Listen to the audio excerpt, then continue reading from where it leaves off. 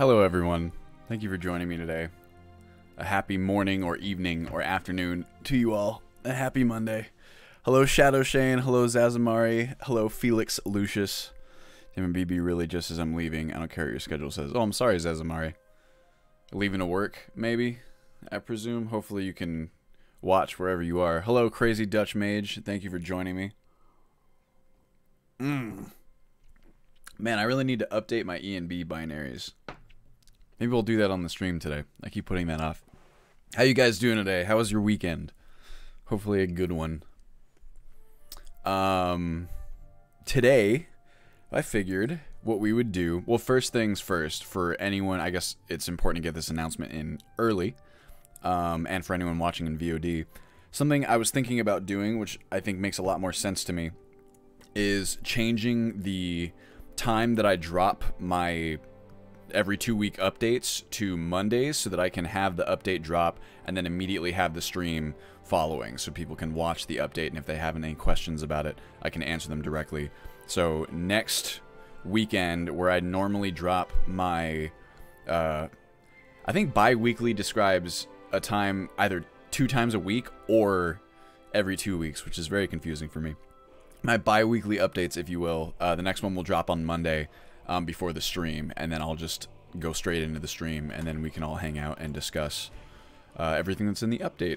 Zazamari says, yeah, I gotta go on site for the afternoon. I won't be able to watch. I've missed you, bro. Good to see you. Really good to see you too, Zazamari. I'm sorry that you can't join us for the stream, but hopefully you can catch it after the fact. And you all always know where to reach me too if you have any questions for anything that you see or hear. Hey, it's Arnold. How you doing? Thanks for joining me. So I figured for this stream, what would make the most sense is to go through all the stuff that I did this week, which I've been trying to get my organization much better. I've been trying to improve it, and I have actually some pretty big plans for organizing the project after 4.0. It's not super necessary at the moment because I'm in the middle of the crafting overhaul, and it's pretty clear what needs to be done and in what order. But the rest of my development process is still pretty scatterbrained. The closest thing to organization that I have is a massive list of... I've got mods to add, I've got mods that need updating, mods that need changing in some way that kind of matches the current state of the beta builds, if you guys have access to those.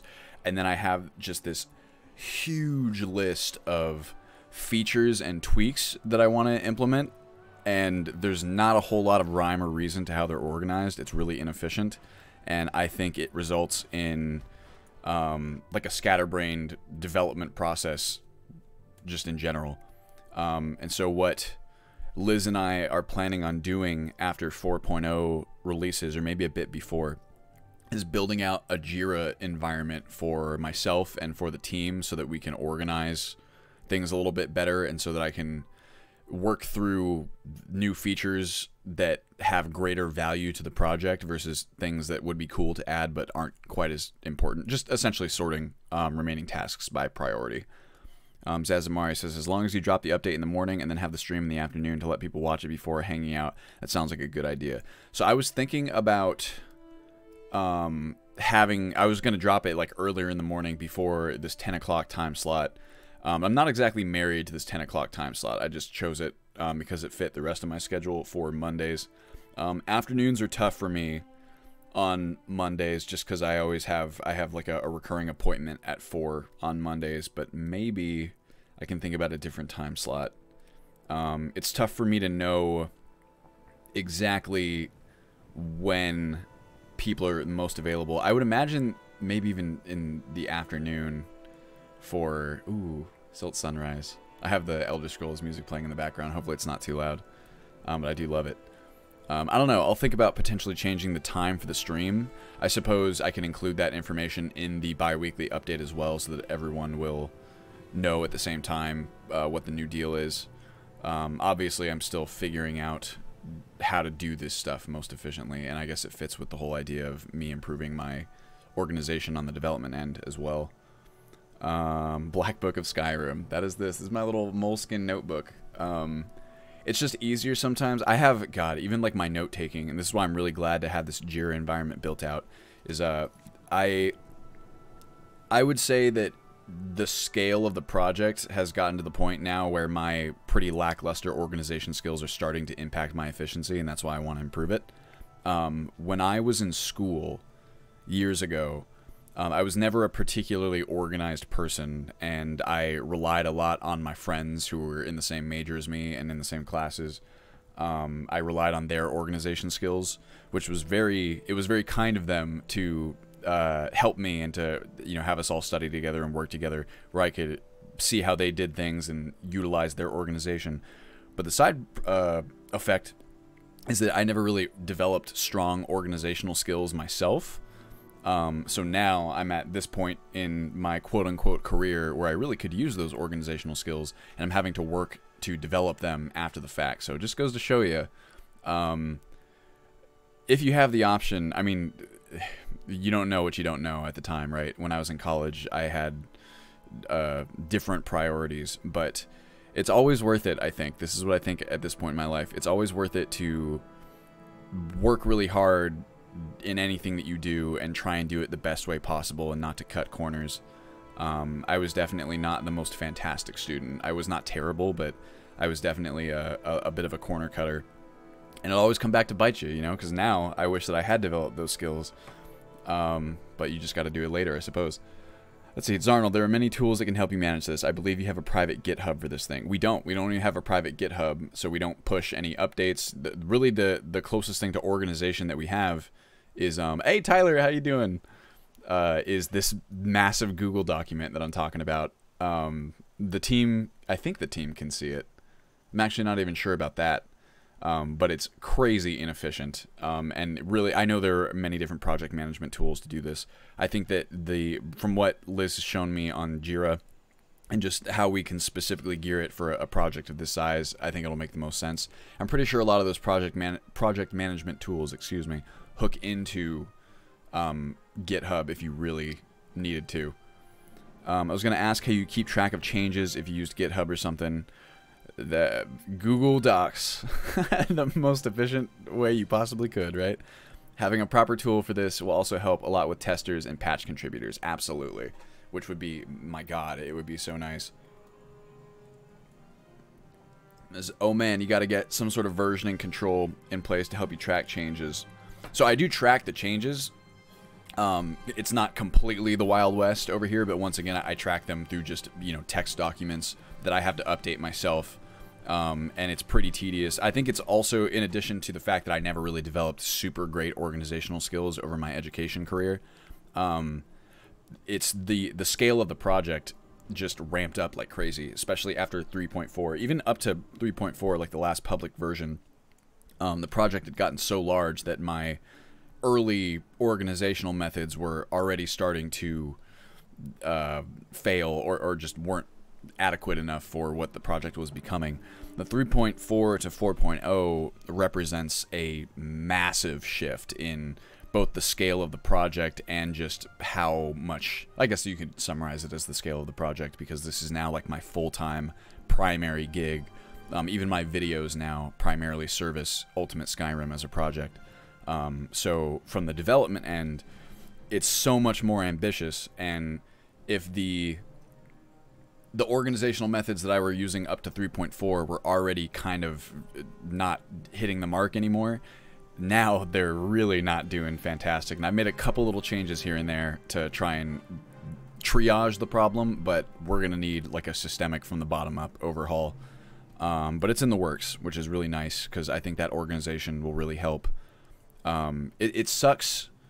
I can tell you, like, this is actually something that Liz does, like, in her side business. This is something we talk about a lot, is how when you have your own proprietary, like, business or project or really just effort of any kind that kind of falls to you and you're the only person who decides what gets done when, it's a tough challenge, right, to juggle what should be done or, like, what takes priority.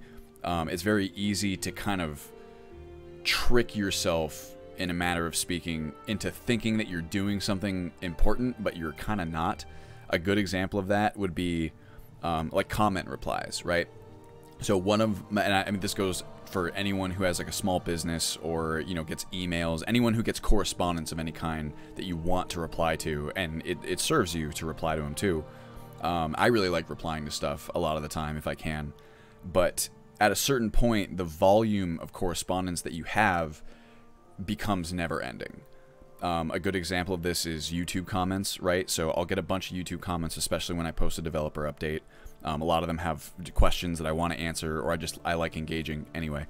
But if you didn't limit yourself in those ways, or in replying, you would just do it forever. You would, because it never stops, right?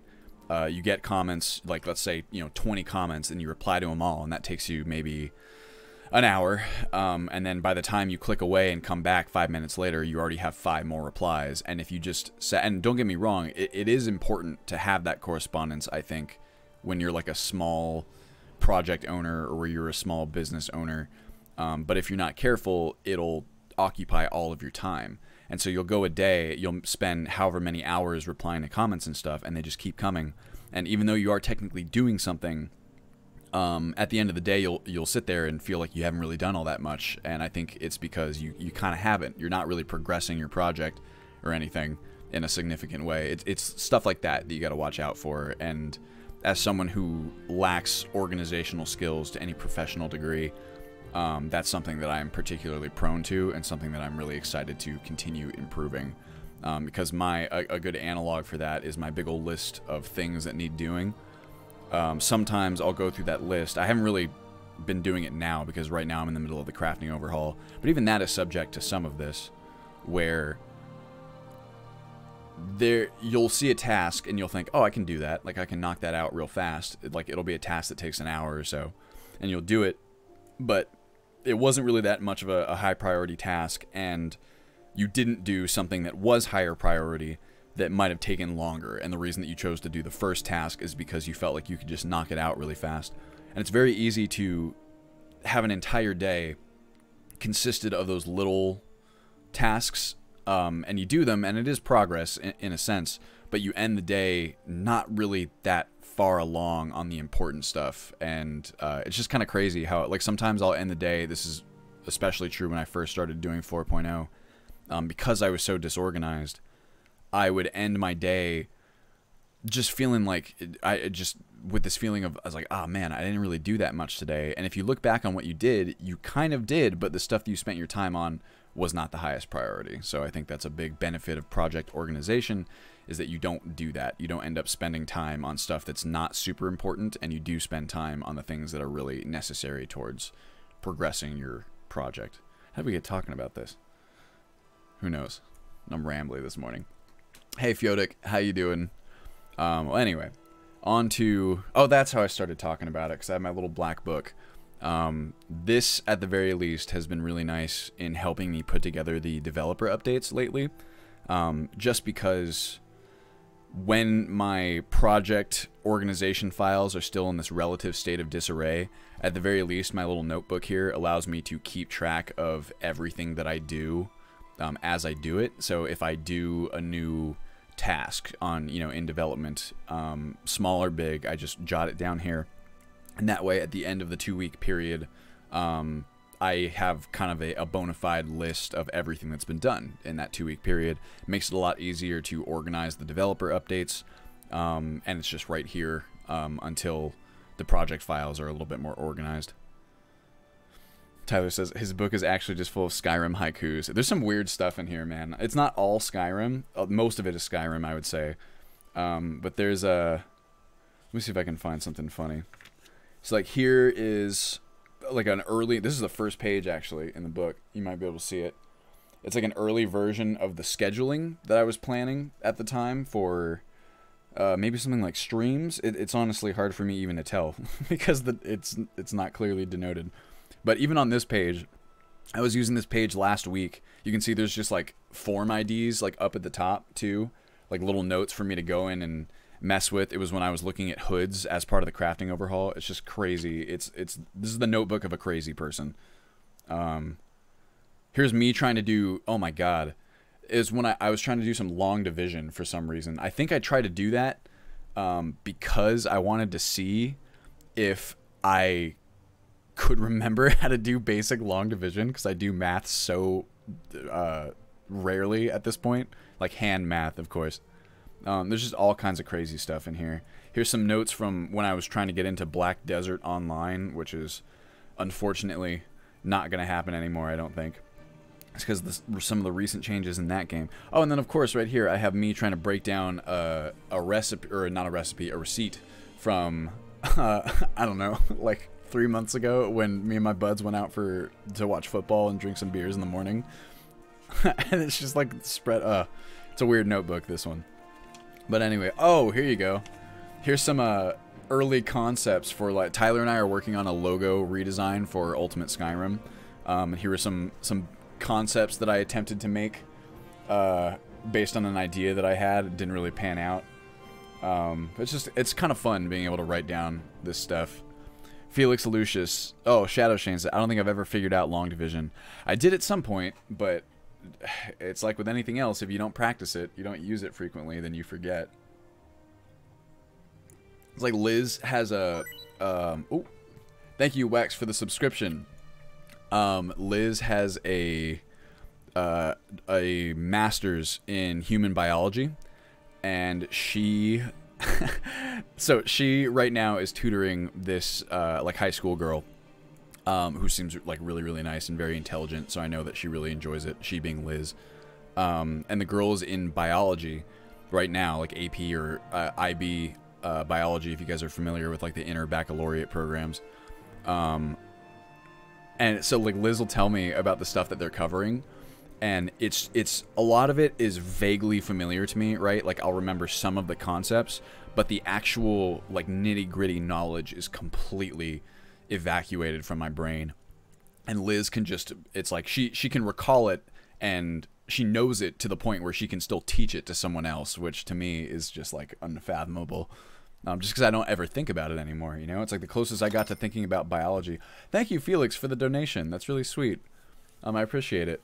The closest I get to biology is that meme about mitochondria being the powerhouse of the cell. That's the closest I've gotten to thinking about biology in the past, I don't know, 6 years.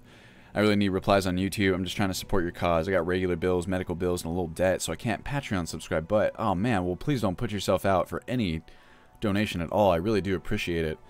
I hear you about those bills. That's the thing for all of us, right? Is it's tough to live in the world without making money. It is the powerhouse of the cell.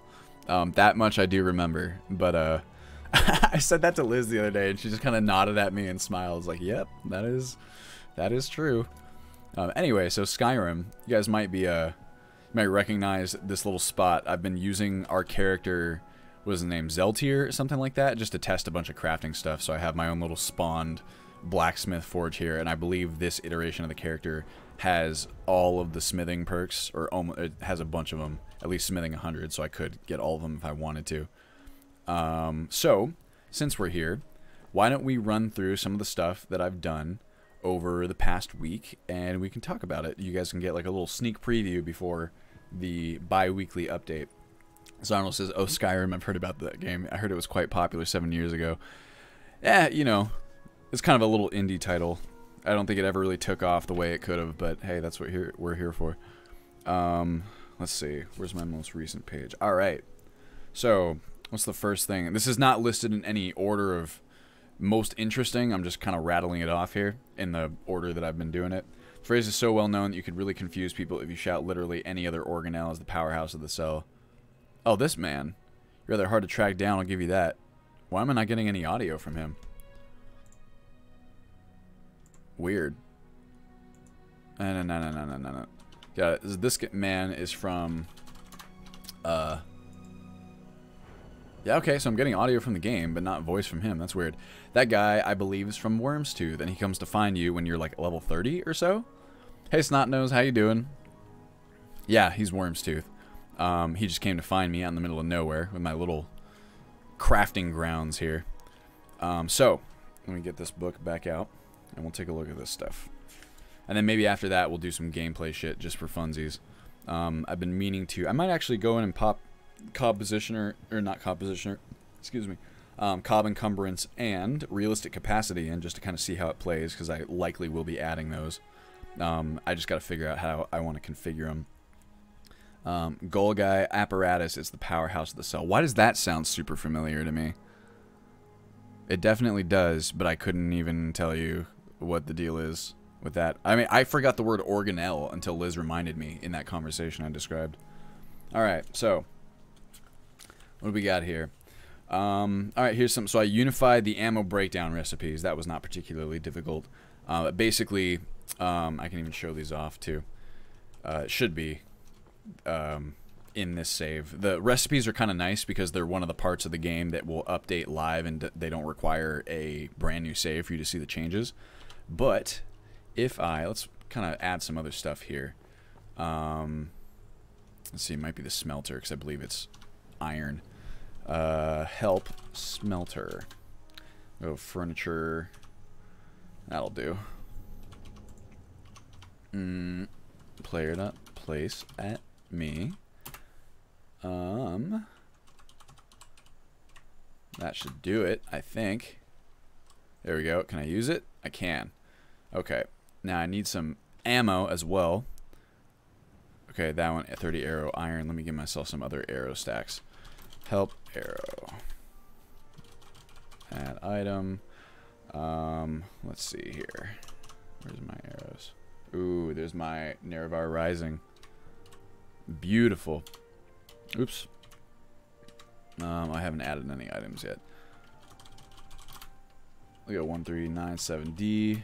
I'm gonna do, I don't know, 10 as F. I already had those. That was kind of a waste of my time. Here you go there. 139 BC. And then BD, BE, BF. Cool. Cool. So we got some arrows. We'll go into the smelter. And you'll be able to see here. See, steel ingot. No, 40 arrow. Skyforge steel. That one's actually wrong. Steel ingot. Where is my... Here's glass. 5 empty bottle. Why am I not able to see these? We can kind of... So this is the correct ones.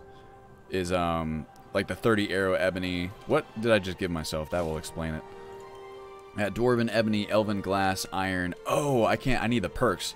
Alright, why don't we perk myself out? Just so we can, fucking make sure that everything's correct here. Snot nose. I sometimes get a blinding glare effect with snowfall. Do you get that? If you're talking about that big purple light, I do experience that sometimes. It's a lens flare effect, I believe. It's also present in Real Vision, and I guess it's called Revenant now. My understanding is that it's just a byproduct of how it's rendering some distant reflections, or distant, like, light objects. I'm thinking about removing, because I don't even like lens flares anyway. It's just not something I've gotten around to doing yet. Alright, so let's get all of our perks here, so that all of our crafting options will be available to us as we go through and inspect this stuff. We're the ultimate craftsman. Nice. Oh, draconic blacksmithing. Oh, yeah. Give me Daedric, baby. Oh. Arcane craftsmanship, and then legendary, which we actually already have. Okay. So we good now. Use smelter. Alright, so you see here, the basic kind of situation here is that you can use 30 ammunitions to get 1 ingot back, generally speaking. So you got this ebony ingot. If you got 30 arrows, you can get an ebony ingot. If you have, let's see, these brims, 30 glass arrows, you can get a refined malachite. So that's the basic kind of situation, right?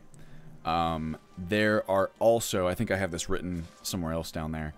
One of the things, this is an in-progress task. This is the last thing that I was actually doing before I called it last weekend. I'm weirdly excited about this.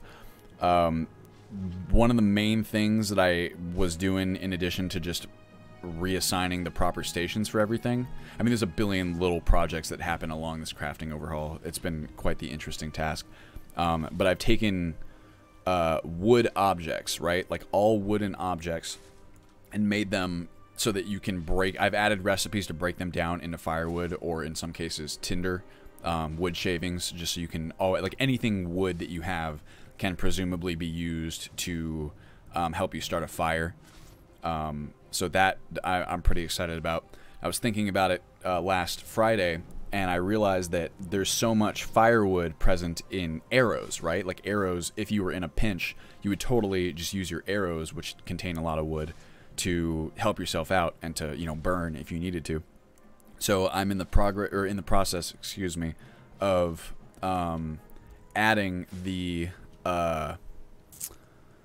crafting recipes for breaking down arrows into firewood and tinder as well, and wood shavings. So that will be pretty cool. If you have, I believe the recipes that I built out were 10. Like you need 10 pieces of ammo to build out firewood, and you need 5 pieces of ammo to build out wood shavings.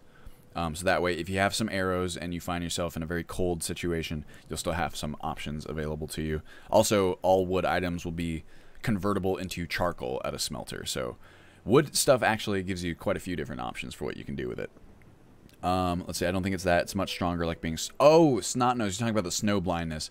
Yeah, so that is like a weird E and B interaction with like one of Snowfall's weathers. If I'm not mistaken, someone already... God damn it, I hate this shit. Let me see here. I feel like the mouse drifts over into like the Windows arrow underneath the... Oh, there we go. The borderless. In fact, actually, I was thinking about turning that off. The Windows borderless in the E and B configuration. Maybe I'll do that later. Anyway, that specific... It's kind of a bug. It's more just a weird interaction. I believe someone patched that. And I have it like in my list of things to do to fix it out.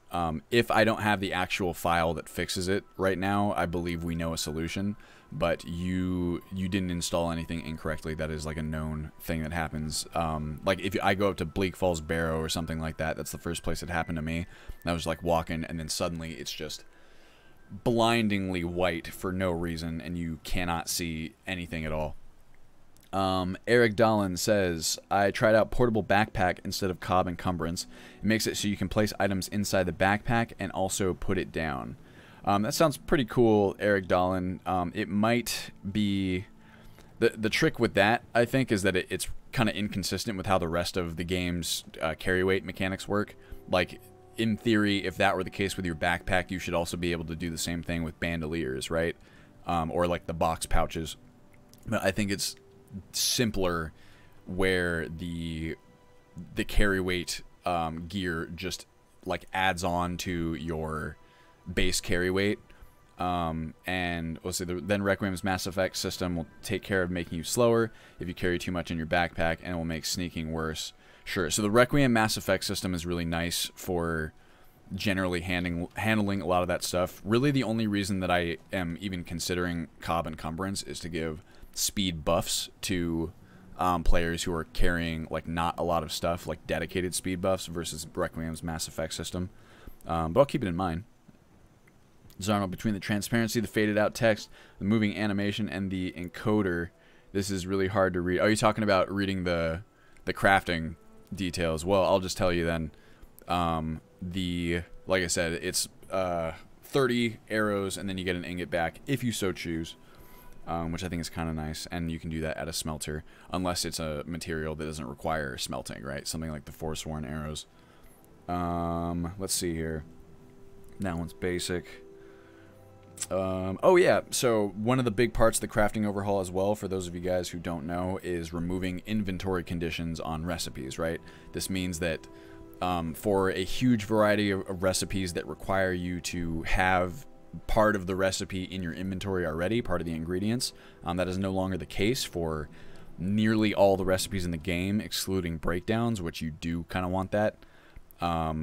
So one of the really cool things, what I've mostly been focusing on the past, hey Zeri, how you doing, the past week, and really into this week too, is CCOR. It's a complete crafting overhaul. Complete crafting overhaul remade, I believe, is the official name. It's the preeminent crafting overhaul mod on the Nexus, just in Skyrim modding. It's by Cryptoper.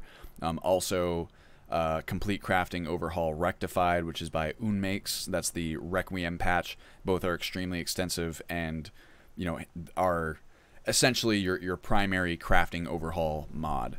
And so moving through this mod is tremendously time consuming and challenging, but it's nice because once this mod is complete and once I've evaluated everything there, I would say in those 2 plugins you have like 80 to 85% of the craftable items in the game, I would estimate off the top of my head. And so once that is done, that means that the rest of the recipes won't be nearly as time consuming to move through.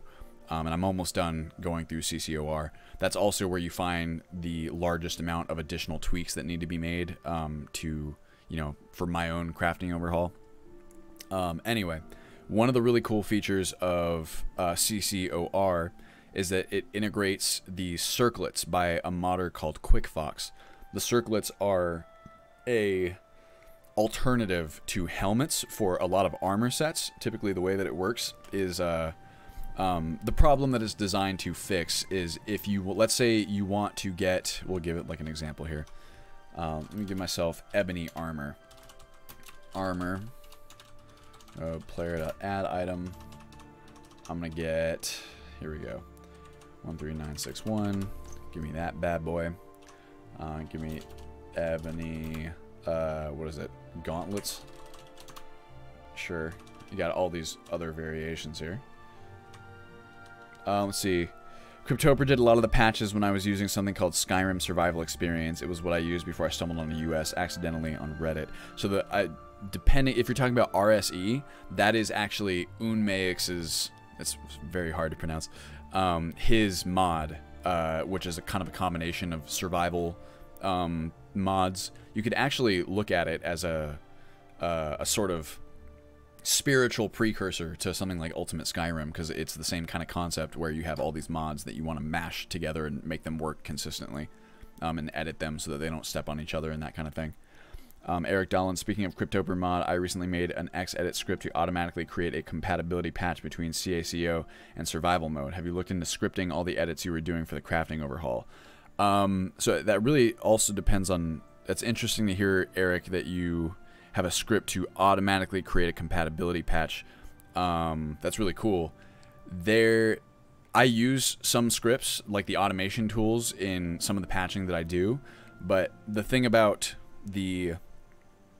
like a lot of what I'm doing with the crafting overhaul, there's some parts that can be automated, but the vast majority cannot be, and that's because there's no, you have to do it by hand because the changes that I'm introducing are entirely proprietary and they are multifaceted. It's stuff like, okay, I'm looking at a single recipe and going, okay, this should actually have these ingredients, it should require this many ingredients, it should be used at this station, and I won't know what needs to be changed until I'm looking right at it. In some cases, I can do batch operations. So for example, if there's like a certain effect from like a food or something like that that I want to have be all the same, or I want to change the effect uniformly across several different records, that I can automate, and that I use automation tools for. Otherwise, there's not an easy way. Even if you scripted there's not an easy way to script the automated process because it has to be kind of done by hand.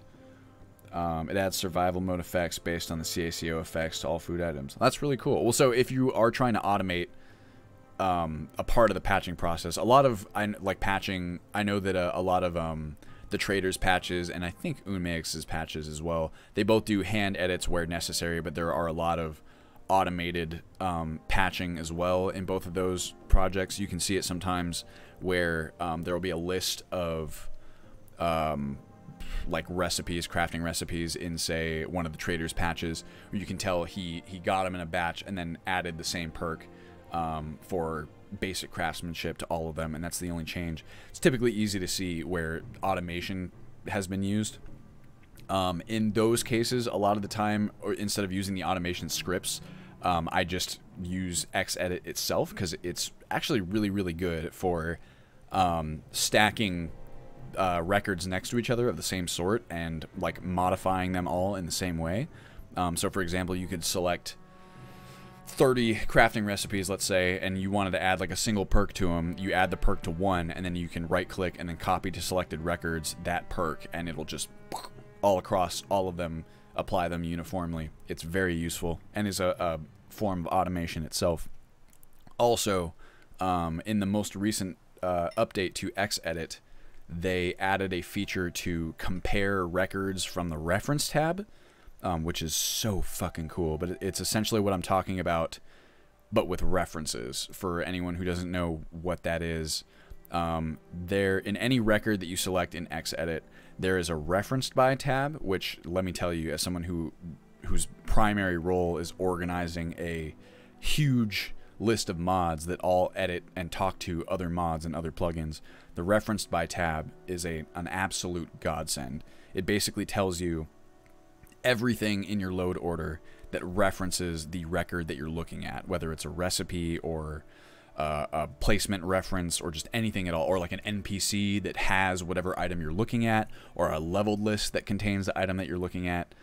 It's really, really nice. And now in Xedit, you can actually, from that reference by tab, it's like one of the things that you'll see, right, when I'll look at like leather, or a good example would be like I was looking at werewolf pelts, like, you know, last Friday.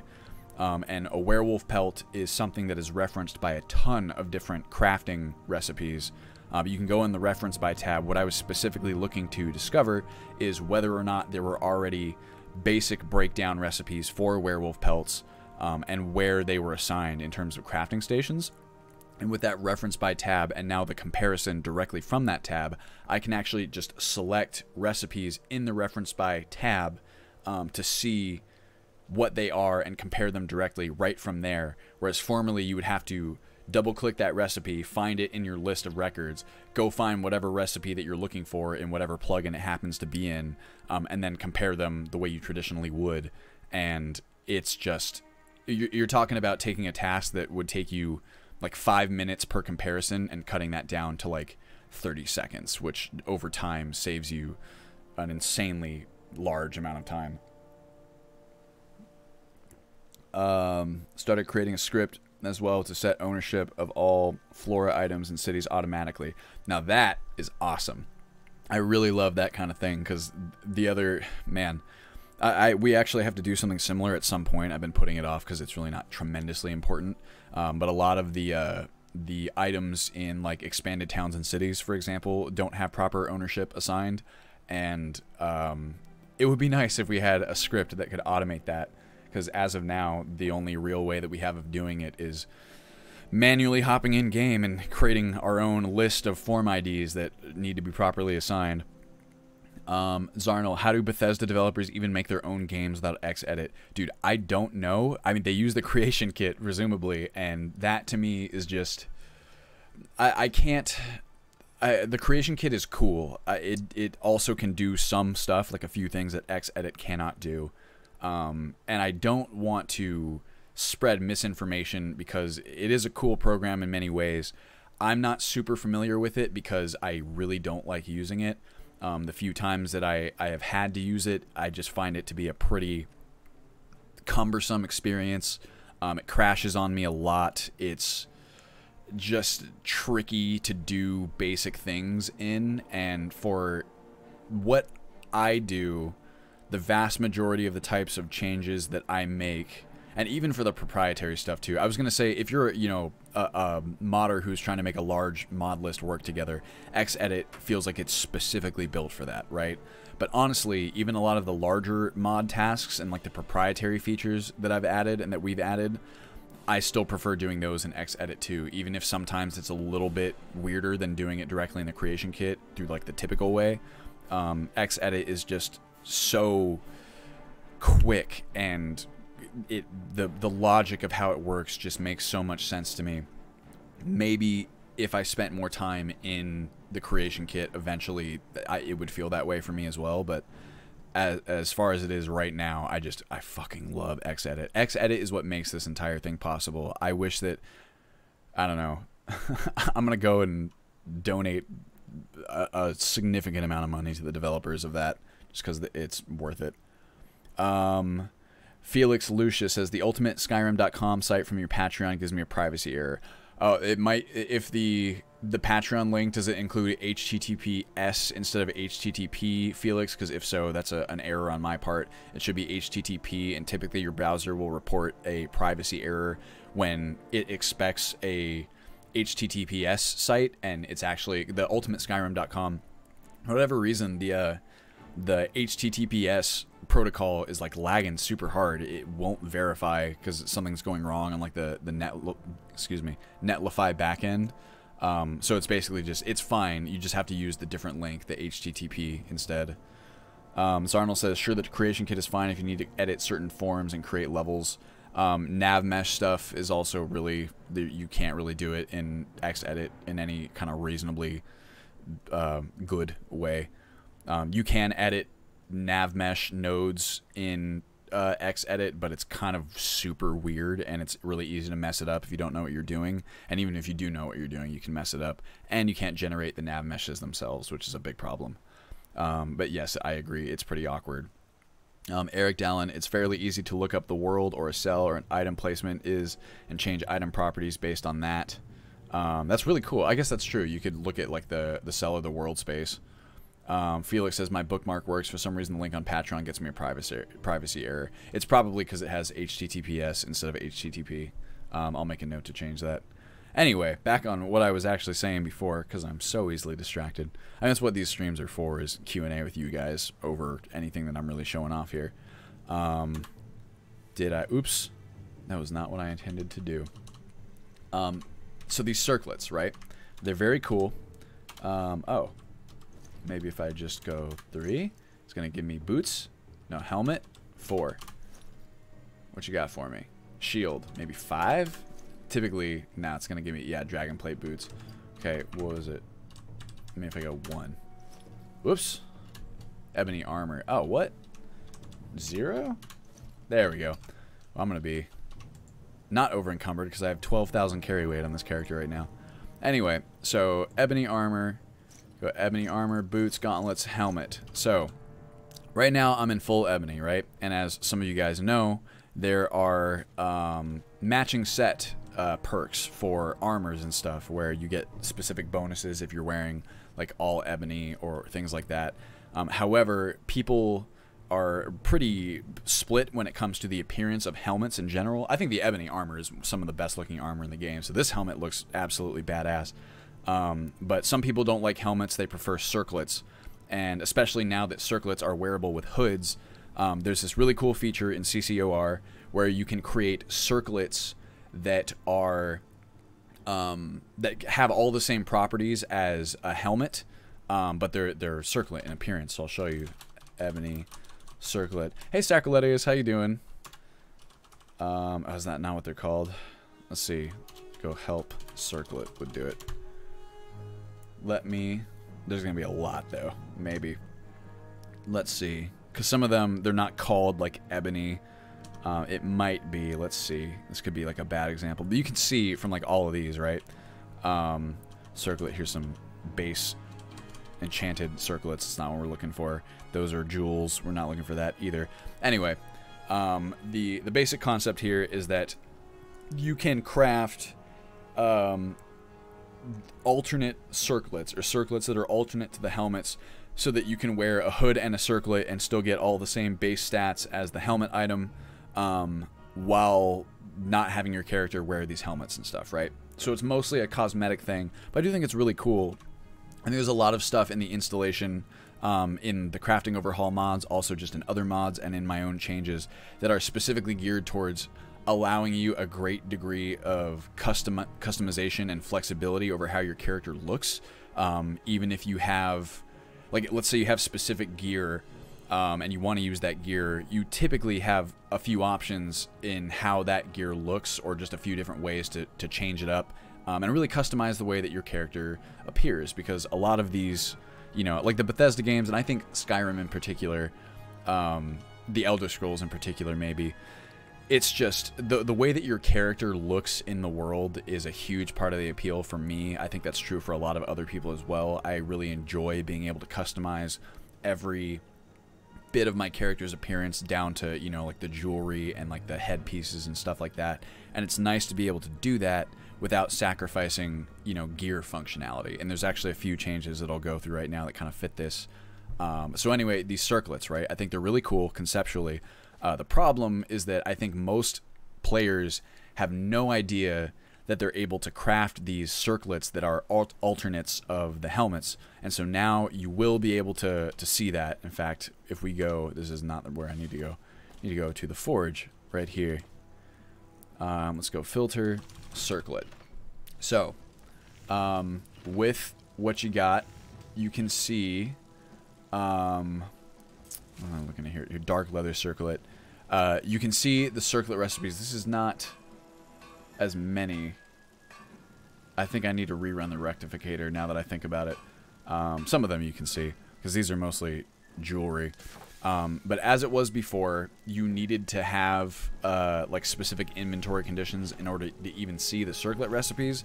And like with all of these recipes, it makes it pretty tough to know what you are able to craft, right? Because typically speaking, you just need the perks as of right now. Later you'll need recipes. That's part 2 of this little crafting overhaul of mine. But it's really cool being able to swap out those helmets if you don't like them, and then maybe throw on like a hood alternatively.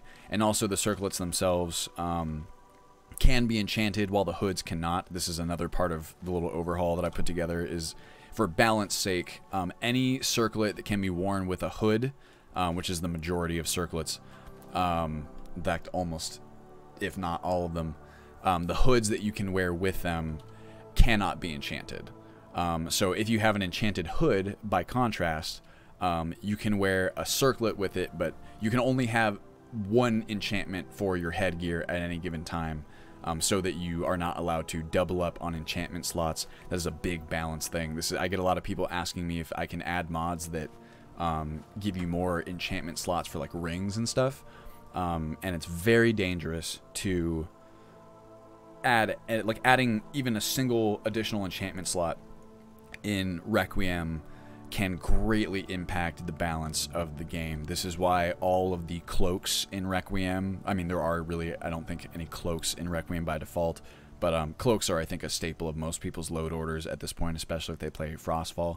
This is why cloaks cannot be enchanted in Requiem. This is why enchanted cloaks either have their enchantments removed or they are removed from the game outright. Just adding one more slot can really mess with the delicate balance.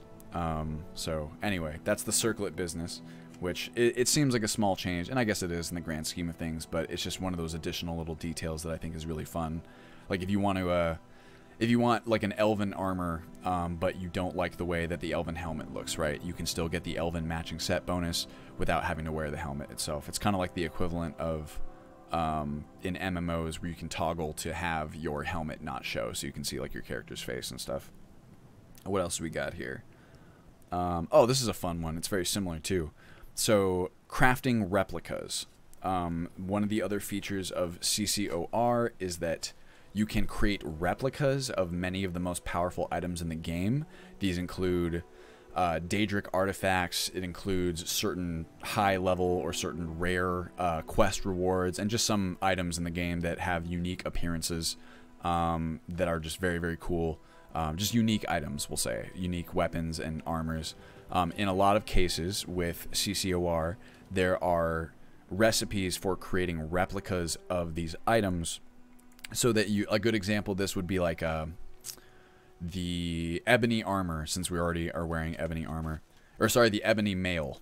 So ebony mail is you can see here, help ebony mail.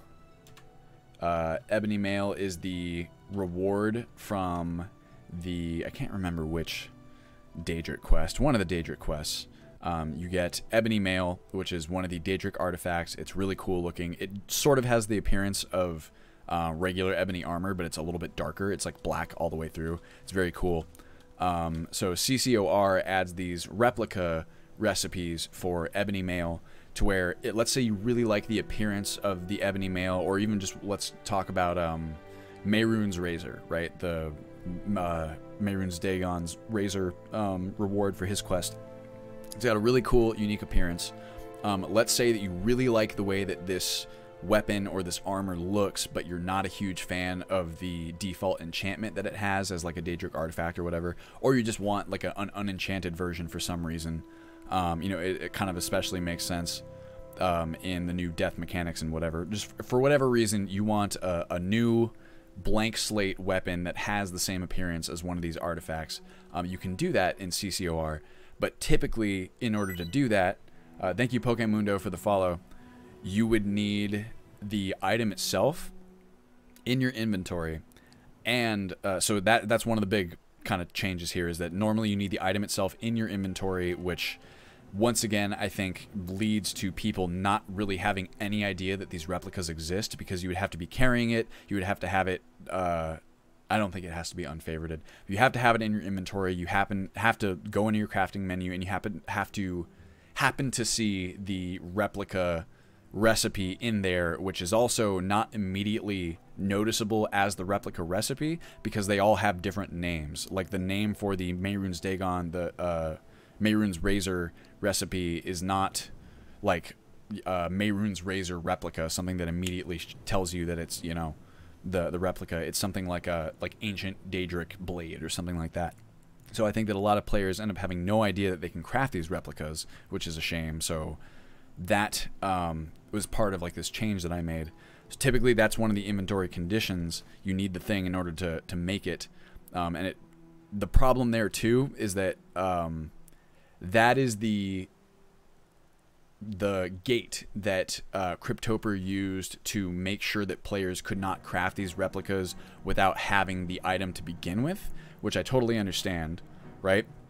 It doesn't make sense for me to be able to craft like a replica of an item that I've never seen before, or that I don't have like a recipe to or whatever. So I understand that, and I want to preserve that functionality. However, if I do it through the same method, then it creates that original problem where players have no idea that they can craft the replica recipes. Also, in Unmeix's patch, he makes it so that in order to craft these replicas even, you need to have typically the material perk that they correspond to, and also the legendary blacksmithing perk, which in my mind is a little bit overkill, because by the time that you get that perk, the legendary blacksmithing perk, the replicas that you're building out are going to be significantly less powerful than many of the other recipes that you now have access to as a result of that perk. So what I did, I kind of, to fix all these problems in one fell swoop, we'll say, I changed the conditions for crafting these replicas in nearly every case, so that as far as the perks go, they typically require arcane craftsmanship, and also the, actually not even arcane in a lot of them, because they're not enchanted, they're just baseline. Just the material perk, like the basic material perk. So like the ebony blade, for example, when you're making the replica of the ebony blade, which really is just a regular ebony sword with the specific appearance of the Daedric artifact, so there's nothing special about it besides its appearance. You can just use the basic material perk in order to craft that, so that kind of helps the balance problem, I'd say. The other thing that I changed is the conditions for the item showing up. I wanted to maintain the functionality where you had to have earned that Daedric artifact or that rare item before you were able to craft the replica, right? But I also wanted it to be so that when you had received that item and like you had kind of acquired the Daedric artifact in question, you could now craft that replica wherever you wanted without needing that item in your inventory.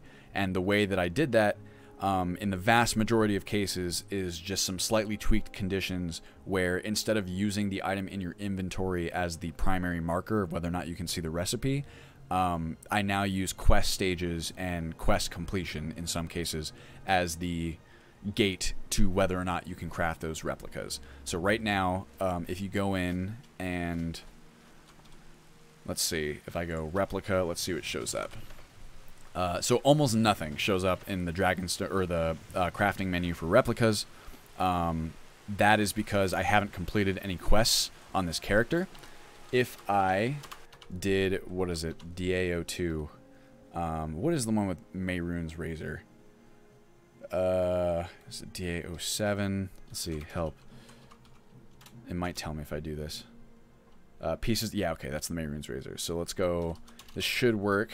It might be a specific quest stage. Some of them have specific quest stages because, as some of you guys know, the Daedric quests will occasionally allow you a choice of what to do at the end of the Daedric quest, and sometimes this results in you either getting the Daedric artifact or getting something else that's, you know, powerful but not the Daedric artifact itself. So I also wanted it to be so that you didn't have access to the replicas unless you made the choice that resulted in you getting the Daedric artifact. So this one might not be the best example, because in this oh no, wait, I think, hold on, let's try it at the very least. You go set stage DA07. I think 200 is typically completion. Fuck! See, it failed Pieces of the Past. Shit. Maybe I can do 205. No, is it 210? Or maybe... Shit. 190. I knew this was going to happen, because there's fail states for some of these. Maybe we'll use a different one. What is a good example of one that does not have a... House of Horrors, maybe, with Mace of Molag Bal. That one, I just went with the quest stage completed status, because I even changed the quest stages myself for that quest for a couple different reasons. Which one is that? That's House of Horrors. Maybe it'll show up. Nope. Help DA10. Yep, man, I'm 2 for 2 on that one. Let's see. So set stage DA10. I believe 200 will still be the quest complete. Let's see here, but I don't think I need to unlock the quest for that one too. Damn it! None of these are great for specifically showing off what I'm talking about here. Oh, did I already... Let me see here. Actually, in this Requiem Better Times in Their Footsteps, because here's a replica, or no, here's the actual ebony mail, right? Like, this is the Daedric artifact. You can see... Let me... Oh, you know what? Here, too, because I need to go into complete crafting. This is something that needs to be set in order for you to see these at all. Okay, it is set. Artifact replicas. I need to find... Hold on a second. DA02. Let's go set stage. I think DA02 is the ebony mail one. Let me make sure of that. Zarnel says you can look into if you can borrow whatever script Dragonborn Legacy uses. For what purpose, Zarnel? Help. DA02. That is Palace blah blah blah blah. That's not what we're looking for. This is Boethia. That's the ebony mail one, right? I believe. Boethia Explain. Jesus, my God. I think so. Well, we'll try it out anyway. Set stage DA02 200. Nope, I need to stage DA02 10. Give me the quest. Ah, fuck it. Dragonborn Legacy tracks if you had certain items in your inventory at all at any stage. Oh, that's really cool. So that's basically the same functionality that I'm talking about here, just done differently. These are very simple, though. It's fairly simple to go into recipes and set conditions for what I'm talking about. But I wish there was like a... Wow. This is nice shit. Ebony Mail. Well, hopefully you guys understand the core concept of what I'm saying. Basically, if you've completed a Daedric quest, and it'll be set in your journal so you can see specifically even what stage you're at. If you completed a Daedric quest and received a Daedric artifact, or just it's not just Daedric artifacts, it's also other kind of major items and armors in the game, weapons and armors that are available through other quests. Just any cool ass artifact. Typically speaking, there will be a replica recipe for it, and if you have completed the requisite quest, and if you have the appropriate perks, which are reduced now in requirement, you will be able to craft replicas for those items, which I think is a lot of fun, because some of those weapons and armors have really cool, unique appearances, and it's kind of a cool idea, I think, to be able to take those meshes and textures and craft your own version. Like, you know, you can take Volendrung or whatever and give it its own enchantment that maybe serves your character better than whatever the default enchantment is. Because there's a lot of Oh, you can even do stuff like taking the what's the one from the Huntsman quest? What is the name of the armor? Savior's Hide. CCOR adds these really cool recipes for changing the color of Savior's Hide, so that it's not just brown. You can change it to be black fur or white fur. You can also create replicas for those if you like, and in so doing, you can really customize the way your character looks and like all that kind of stuff. And now the perk requirements and the inventory conditions for using those recipes are altered so that they're easier to work with, I think. Zarnel says, and then it lets you craft museum replicas based on that information. So if I ever integrated Legacy of the Dragonborn, I would probably have to disable the functionality from one of the two, either what we have in here now or Legacy of the Dragonborn. Sometimes it's simpler to just swap out the systems. Other times it's simpler to disable part of one. Sacroletus, I'm working on a mod project which gives all armors and weapons from quests a unique mesh so they look different from vanilla weapons. Time and space. Apparently you took out more interesting loot. How could you do something like that? So more interesting loot, time and space is a controversial mod.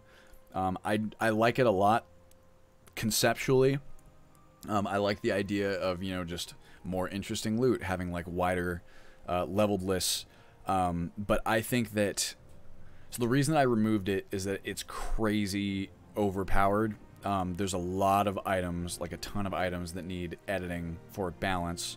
And the distribution system itself is, I'm pretty comfortable saying, over complex for what it tries to do.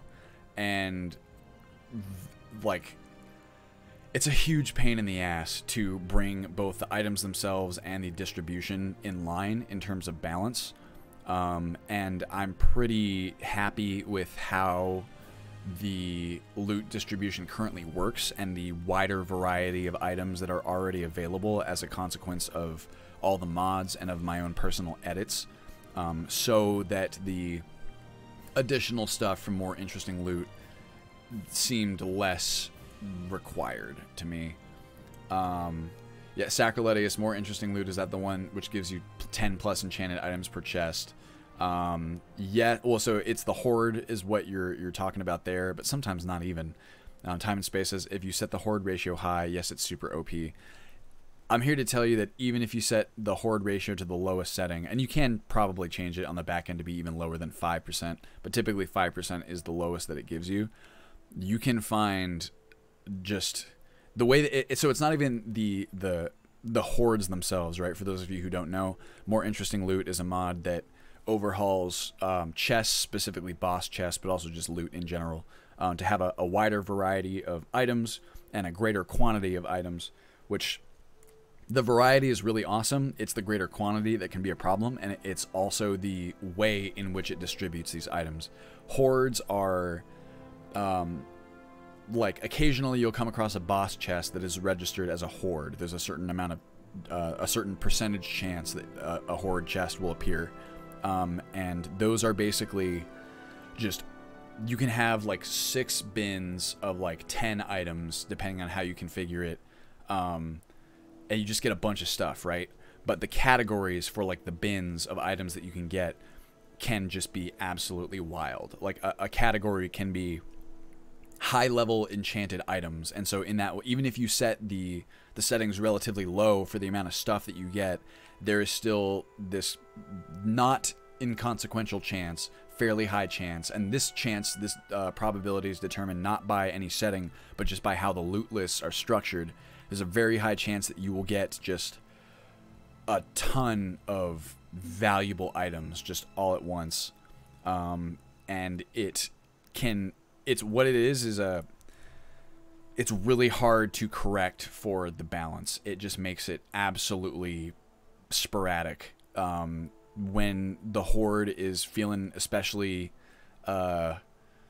generous, we'll say, you can end up with a bunch of stuff that will net you like 20,000-30,000 gold in one selling spree, and it is just a bit much to correct for. I love a certain degree of randomness, you know, and unpredictability. I think it's what keeps the game fun and fresh, and I've talked about that a million times before, about how, you know, playing over the same content is kept fun by keeping players guessing as to what's going to happen, even if they're running through like the same dungeon, right?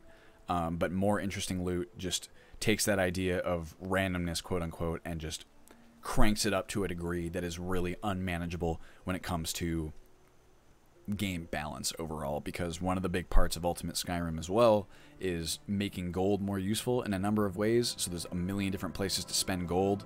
A lot of the time gold is an alternative to doing, you know, acquiring items that you would otherwise have to acquire in other ways, or doing things that you would otherwise have to do in other ways. And so you could, if you have enough gold, there are huge swaths of the gameplay experience that you can skip over, which is still by design. It's supposed to be that way, but you're not supposed to be able to earn that much gold that quickly, and that's where things get a little gnarly. Sacroletius says, I use contraband and scarcity instead to make finding rare items more exciting. Contraband is one, so scarcity is something I kind of manage myself. There's still some edits that I would like to make in that realm, but I like what it does a lot. I like the idea of, you know, finding stuff a little bit more rarely. The thing there too, though, is that with the way that the game is geared now, doing something like dungeoneering, right, or going into these like very dangerous dungeons is already so much more dangerous than doing other things in the world, because it's, you know, this Ultimate Skyrim is essentially a fantasy life simulator at this point. So there's a lot of reason to go into dungeons right now, but it is exceptionally dangerous compared to many other ways that you can spend your time in the game. And so if you go overboard with scarcity, you run the very real risk of overly dissuading players from risking their characters on dangerous things like dungeoneering. And that's something that I want to avoid, because going into dungeons is really fun. It needs to be scary, and it needs to be sufficiently dangerous to, you know, get that tension up, which is the ideal experience, I think. But to compensate for that increase in danger, there does need to be a higher degree of reward and reward potential. And this is where items, or mods rather, like contraband and scarcity can be cumbersome or difficult to balance, because like contraband, for example, for those of you who don't know, is a mod that makes it to where you cannot sell a lot of the stuff that you find on bandits or in dungeons. It makes them, I mean, you can sell them, they're just marked as stolen. And actually, I believe, I'm not sure how contraband applies that stolen flag. It might interact with better stealing in a positive way, in which items that are relatively inexpensive are still not marked as stolen, but that also might undermine the point of contraband. The idea is that you can't just go into a Nordic tomb and like take stuff and then go and sell it to, you know, vendors and stuff, because they won't take it, because it's like illegal to dungeon crawl in that way. But I'm not 100% sure if that's something I'm interested in implementing, for a lot of the reasons I just mentioned. Let's see. Shadow Shane says, in other words, if it makes it possible to bankrupt every shopkeeper in Skyrim in the single digits level, it's a bit too much. I mean, I agree. That's what I'm definitely trying to avoid. A game always needs to make a player play the way it's supposed to be played. Skyrim isn't supposed to be played by sitting around in Whiterun for the first 10 levels scared to fight some bandits. Well, see, here's where my, so I don't, the whole simulation aspect of Ultimate Skyrim, right? What I will say is that you can honestly, if you know what you're doing, you can take on bandits at level 1. If you know what you're doing, if you are perked properly, and if you are a skilled player and having that skill curve, even in a numbers-based progression RPG, which is fundamentally at the end of the day what these games still are. I make it less that way, but it's still, there's elements of that. If you have a sword that has this many numbers versus this many numbers, that sword's really going to be a major benefit for you. And the gear progression is part of how the game is intended to work, even just in Requiem. To me, one of the best parts of the experience is the fear that you feel when doing things that threaten your mortality. I think that in the vanilla Skyrim experience, your character is dungeon delving in these places that are like absolutely terrifying, or should be, and the whole experience is like this milquetoast. The most tension you ever feel is when you are first trying the game for the first time and you don't yet understand. Nothing you find really poses that much of a danger, and that the reason that you feel the tension at all is because you still think that you're inhabiting a dangerous location. And the more you play, the more you realize that nothing is really all that dangerous, and so that level of tension simmers down to this very boring experience, in my opinion. What I try to do is adjust that. Use Skyrim as a platform, and I mean, it's my idea of a good time. A lot of the implementation of this comes from the mods. Like Requiem, for example, is hugely responsible for this. It's why I love it so much. It's why I consider Requiem to be the game and Skyrim to be the mod. And la la la. That's the pitch that every Requiem player gives. It doesn't really make sense to me. I think it suffices to say that Requiem is a fantastic overhaul of what is otherwise a fairly lackluster vanilla experience. When you're doing something like facing bandits or going into a dungeon, you should be fucking scared. You should be, I mean, you know, not so scared that you don't want to do it, which is a legitimate criticism, and it's why permadeath, I think, does not appeal to a lot of players. There's also some players who swear by it, but it can lead to a situation where you are so nervous to take your character out and go and do something scary that you just never do it because you are too afraid of losing your character, and that is problematic, and that's why we went through so much effort to create death alternatives like the new item system, which I think is a great balance of that. The idea that you can lose all of your stuff in a game that is very much about collecting stuff, I think provides a really solid, scary kind of consequence, but also doesn't make things so terrible when you die that you just never try to do anything dangerous at all. But anyway, I think that when you are doing these dangerous things, like going out to like kill hostile combatants or like going into a dungeon, the tension should be high. You should be nervous about what's around every corner. You should feel that tension in order to encourage your preparation and just to create that player experience of doing something scary and eventually triumphing. That is a very special experience to me, I think, for players, where you go into a situation that you know is legitimately dangerous, that will legitimately kill you if you are not well prepared. You prepare well, you go into it, you fight well, and you triumph over the challenge. That is like it's like in Dark Souls, right? When you go up against a boss who absolutely whoops your ass, you know his moveset, you know how dangerous it is, you know how difficult it's going to be to like fight him, but eventually you manage to do it. Just that feeling of overcoming something difficult, I guess, is the experience that I'm trying to impart. And also in those scenarios, I think that you should be sufficiently rewarded, proportionately rewarded for the difficulty of what you've overcome. And that's where mods like Contraband and Scarcity can be tricky to balance. Let's see here. When you don't know the mechanics, I found is the most exciting time to play a game. So that is true, time and space, right? But what I am going for here, and this is where it probably the biggest failing, I would say, of Skyrim, vanilla Skyrim as a gameplay experience, is that in Skyrim, I think you're correct that most every game has, like, that initial time when you first start playing can be some of the most magical, right? Because you don't really know what's possible. I've said this before. You're still figuring out the constraints of the world. You're still figuring out the mechanics. You don't know what's possible within the confines and the parameters of this game world that you are presented. And so for that reason, like, everything is pretty exciting because you don't know what can happen. There's that degree of unknown is very exciting as a player.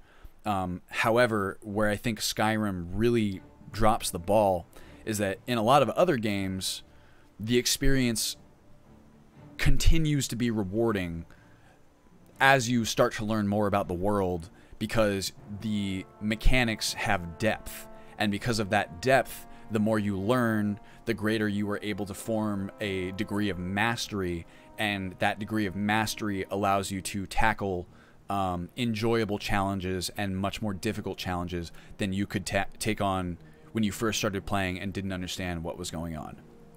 In Skyrim, in vanilla Skyrim, the opposite is true. In vanilla Skyrim, you were having the most fun at the very beginning of the game when you don't understand what's possible within the confines of the game world. That's fine. But the more you play and the more you pay attention, which is, I think, what games typically encourage their players to do, right, is to pay attention so that you can try and play well. In Skyrim, the better you play and the more you pay attention, the less fun you end up having, because there is no depth. None of the mechanics are challenging, rewarding.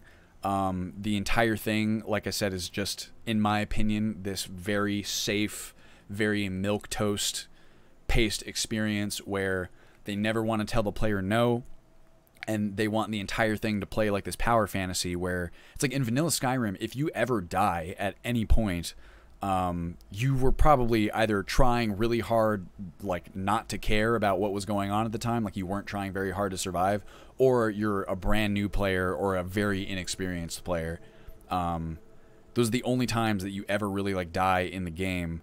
In vanilla Skyrim, just kind of circling back to the original idea, the more you learn about how the game works, the more you realize that nothing you do really matters, because there aren't really any significant challenges posed anywhere.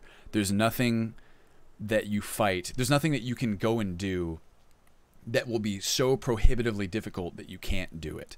And that, to me, just, when you realize that, I think that those first initial moments are so special because you don't realize that's the case yet. You see a big scary dungeon and you correctly assume that it's scary and that what's in there is dangerous. And the more you play, and maybe like when you go and, you know, do that dungeon, it kind of feels a little bit scary and maybe it's a little challenging. And you think you just got lucky and maybe your own skill allowed you to persevere. But then when you go and play more dungeons, you realize that that specific level of difficulty is available everywhere, and that there's really nothing at all that you can stumble into that is appropriately scary or appropriately dangerous. And that, to me, is just the opposite of what a game should do. Or it's, let me put it this way, that's too much of a blanket statement. It's not the type of experience that I find engaging. I enjoy games that reward the player, that both have that initial magic of when you first started playing the game and you don't know what's going on, and you're not sure of what can happen in the game world. That part's easier, I think. It's not easy in general, but it's easier to do than adding real depth to your game so that the game continues to be enjoyable the more you learn about its mechanics. A good example of this, and I always use these as like my go-to examples of games I feel like are designed really well. So like Binding of Isaac is one of my favorite games of the past 10 years. It's a little bit of an apples to oranges comparison because it is so random in a lot of sense, but like Isaac, the entire curve, the experience that you have is just really, really well done, I think, because when you first start out, the game is still enjoyable just because the core mechanics are solid, the movement, the fighting, what you spend most of your time doing is really fun to do, and also like the random element, right? The idea of not knowing what can appear. You're constantly discovering new items and new things that impact the game in ways you haven't seen before, so that initial magic and mystery is still very much present.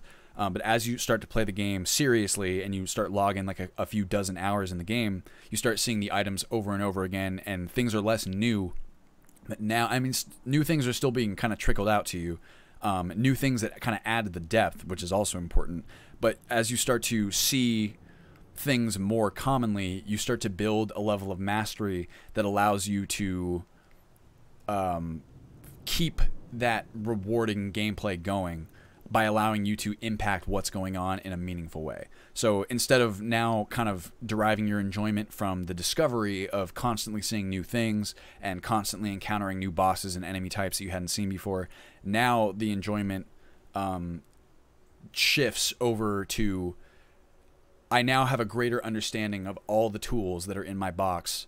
How can I use all the tools available to me to accomplish goals that I want to accomplish? So now it's like you'll see an item that maybe is not, it doesn't fit like the run that you're trying to go for, because you know what that item does. You know that it has like a positive impact this way, but a negative impact this way. So you skip over that item and do something else instead. Or in like there's some cases in Isaac where skipping over an item can actually be beneficial to you, because that allows you to access like a different set of items. There's just all these different little choices and mechanical kind of structures that add to the depth of the game and allow you to build that mastery and reward you for building that mastery. And I think that's what I've really tried to do here with Skyrim. I think it's something that the vanilla game does the exact opposite of. That is kind of a massive rant on my part, but hopefully you guys kind of catch my drift. I don't know if I'm communicating it super well. Sacrilete says, vanilla Skyrim makes you Archmage, Harbinger of the Companions, Guildmaster of the Thieves, and Listener of the Dark Brotherhood at level 10, which is about 2 to 3 hours in at most. It's exactly what I'm talking about. It's ridiculous. It's like, and I've said this a million times before, it's like a fan fiction Mary Sue self-insert, you know? It just, there is no like, in this fantasy universe, as it's presented, it would be just ridiculous for one individual to be so skilled and so capable that they can fulfill all those roles, and to do it when they are like level 10, when they don't even have that like good of stuff or aren't even that skilled of like a person. For someone to occupy all these roles as like the headmaster of some of the most powerful organizations like in the world as we know it, it's so unfathomable even for like the most powerful guy out there, like even for, you know, like a Dumbledore level figure, being all of these different things would be kind of a stretch, but at least then you could justify it to yourself a little bit. It's like, well, okay, he's extremely powerful and extremely skilled, and that's why he's able to, you know, occupy all these roles and accomplish all this amazing stuff. That's not how it is in Skyrim. In Skyrim, you can be like a level 10 scrub who's wearing elven armor and has like a, you know, a low-level enchanted bow, and you can be like the top dude in like all the different things. It's just absolutely nonsense, in my opinion.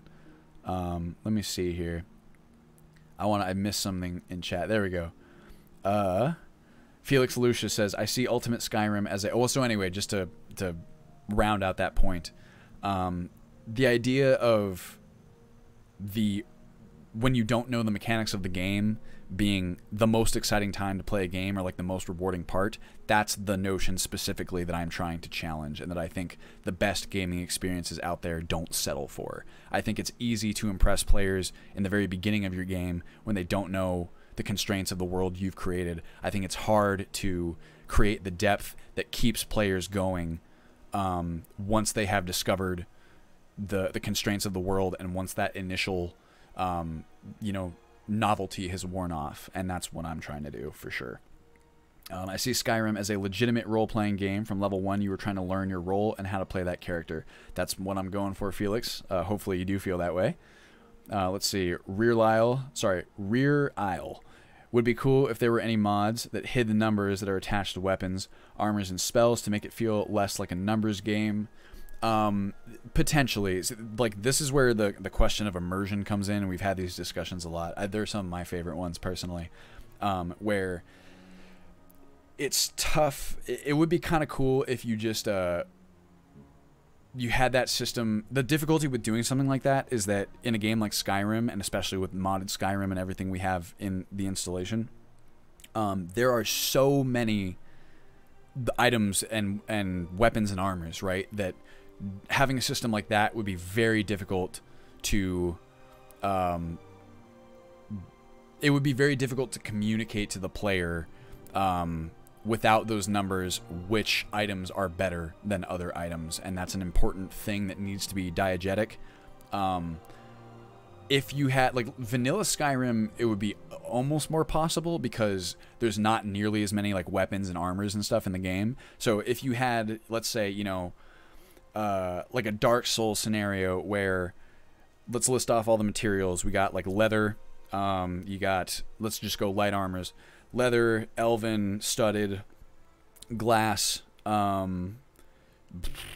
what's the draconic, if you have like the light stuff there. Just use these as an example. It's not comprehensive.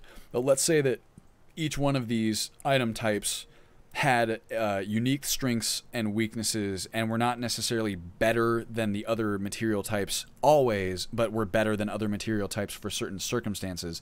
Then I think in a situation like that, you would have a better chance of doing away with numbers and things. But as you introduce like a billion different weapons and armors, once again, for the sake of appearance, in some cases, it's just really fun to like deck out your character in cool looking armors and weapons. Those numbers become more and more important for just having a decent way to communicate to the player what is quote unquote better.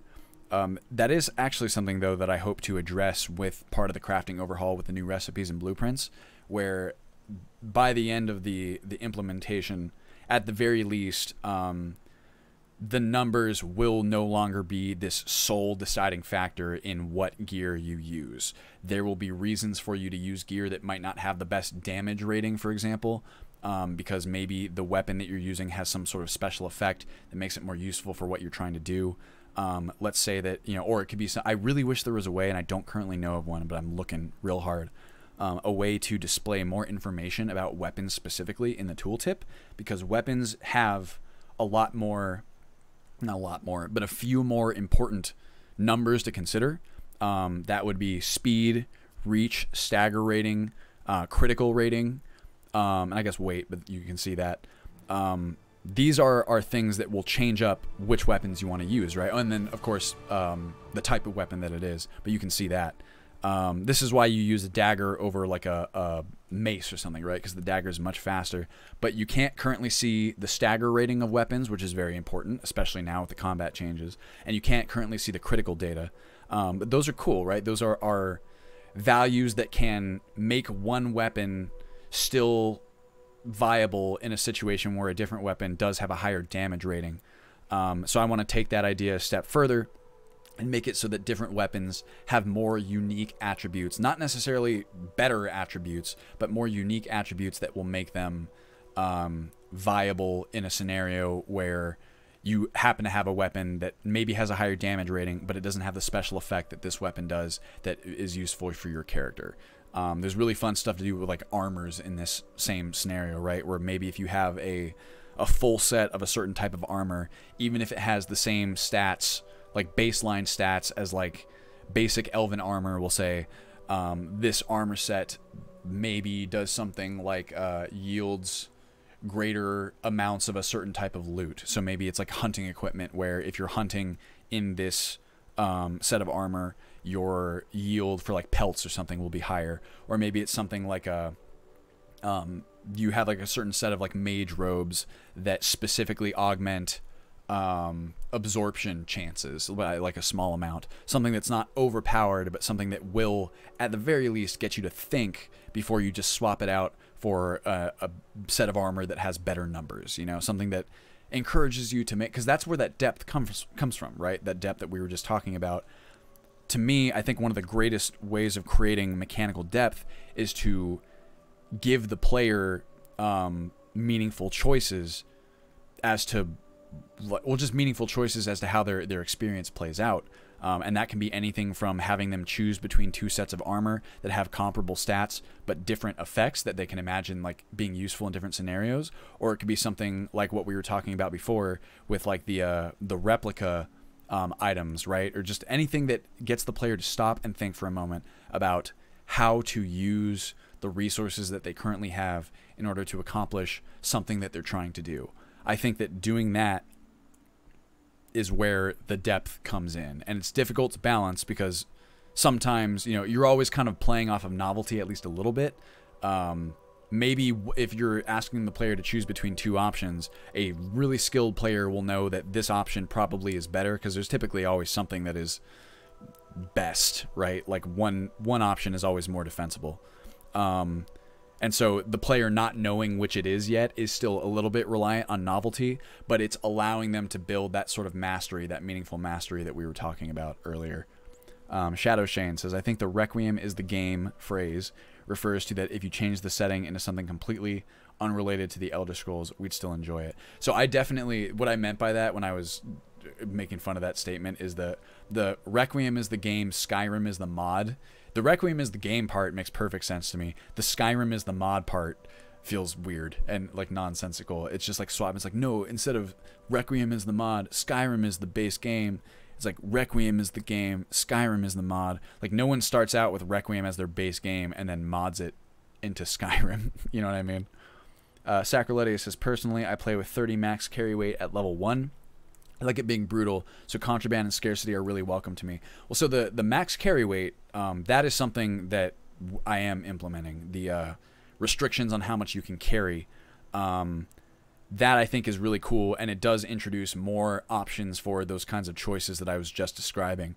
But in my mind, also severely limiting what players can take. I think the whole point of restricting carry weight is to get players to think critically about what they choose to pick up.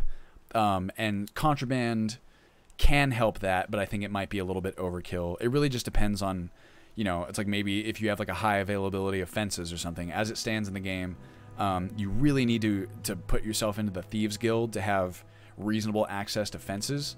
And so I think that like doing stuff like dungeoneering or going into dangerous situations with bandits and whatnot is already de-incentivized enough just by the sheer danger and the greater difficulty. I think that something like contraband might take it a little bit too far and put things into frustrating territory where, once again, it's like if a player successfully overcomes a dangerous situation, I think they should be adequately rewarded.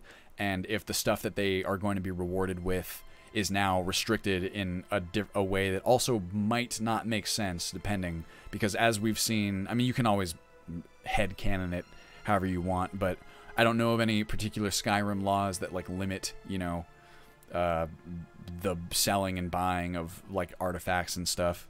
Of course, that's something you could always change, because there's also no Skyrim laws that say that you can't hunt game in the province, right? But we've added a mod that does that, although I think that's more justifiable. Hopefully that makes sense.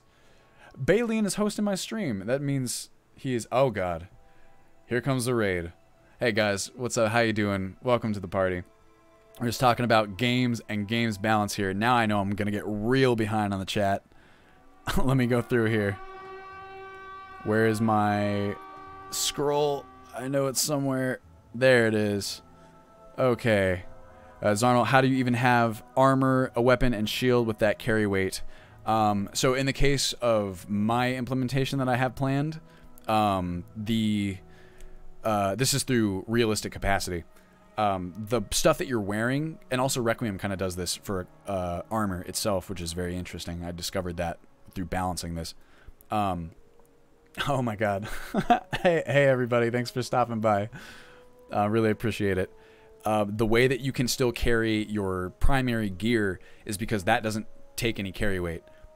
Any stuff that you equip is not counted for the, or it's counted, but the way that realistic capacity works is that it calculates the carry weight of whatever items you have equipped and then just adds that on your carry weight. So functionally, it's as though the item is weightless. So that way, your quote-unquote carry weight, your available inventory space, is conceptually representative of the space that you have in your packs, not what you are wearing. Which I think makes a lot of sense, because if you guys have ever put on a suit of armor before, or, you know, taken, like if you're holding a sword, thank you, April, for the follow, I appreciate it. If you're holding a sword in your hand versus holding a sword in a scabbard that is properly affixed to your waist, the weight distribution is considerably better when it's in the scabbard that is specifically designed to hold the weapon versus holding the entire weight of it in your hand. So that's how that kind of makes sense. Desert Transplant, thank you for the follow. I think it also creates this cool system where, once again, you do have to think critically about what you're picking up, but as long as you have your basic set of equipment and, you know, a couple, I think realistic capacity by default allows you to carry 2 one-handed weapons, 1 dagger, like in your boot, so to speak, a full set of armor, and 1 two-handed weapon, and that is like a full set of equipment slots, and none of those things will impact your carry weight if it's geared in that way. So it's really exciting and a very cool concept, I think. Sacriletius, I use clothing and a wooden sword. I cannot use anything either way without perks, not even iron. My biggest gripe with vanilla Skyrim and most modern games nowadays for me is that I gain experience too fast. Very well could be. Thank you, Flearen, for the follow. I really appreciate it. It's really funny that you guys are here from Balian's channel, because I was going to go hang out in Balian's stream after I finish this one. What do I got here? Oh, sorry, I'm real behind on chat. Oh, dude. Let's see. BB. Hold on a second. Okay, just so I don't confuse myself. I'll scroll back up. Let me go back down here to this raid chat. My God. Thank you guys all for stopping by. It gives me warm fuzzies. Balian says, hey, dude, 4.0 hype. Oh, you know it, my friend. We started out, this is how most of these streams end up, is I start out kind of talking about the features that I've implemented this week. But most of the time, I think the Q&A is the most fun part of these streams for me, and getting to talk with you guys, so that's what I tend to prioritize after a while. BB's the shit. Support his hard work. He spent 5 hours on water bottles for us. Well, I appreciate the sentiment. I really just, I love doing it, to be honest. I think that, I've said this a million times before, there is not a whole lot of experiences. I think that most of you guys who play modded Skyrim would agree with me here. What exists currently in games that can approximate a modded Skyrim experience? The wealth and the quality of mods that exist for Skyrim specifically, and also some of the other games in the Elder Scrolls series, and I know Fallout 4 is pretty huge now with mods, but where else in gaming can you achieve this crazy level of depth and also customization to your gameplay experience? It's really special, and I think that there's really nothing else quite like it out there. So the opportunity to take one of my favorite game series, take one of my favorite games, inject the depth that I prefer to have for my own gameplay experience, and then to share it with all of you guys, and then the opportunity to do this full time, it's kind of like a dream come true, you know? Whoa. How do I scroll down on my chat here? I'm trying to, so I can't see my cursor. I'm just trying to approximate it on my left monitor. Mr. Mac, thank you for the follow. Also, CC Priest, I missed that one. Thank you for the follow. Let's see here. I wear armor all the time. Of course, you know, when you're wearing plate armor, Bay, I found this out myself, that it is so much less restrictive than I initially thought, and so much lighter than I initially thought when you're using it correctly, of course, and like using the joints the way they're supposed to be used. That's kind of related. If you missed before you came in here, we were talking about the new changes to carry weight and how typically now characters will have much lower base carry weight, but the stuff that you're wearing, this is if the final implementation of realistic capacity ends up in the installation, which I'm like 99% sure that it will. If not in 4.0, then in a subsequent update. But everything that you have equipped does not count towards your equipment weight. So that's the trade-off, is that you can carry less, but the stuff that you're wearing and that is actually distributed on your body will not take up inventory space, which I think is a fun kind of compromise. Nerd Rage Fitness says, this is true. I carry armor around my feelings all the time. Can't even feel the weight of my problems anymore. Well, it's like, I would say the same, except for the latter part is not true for me.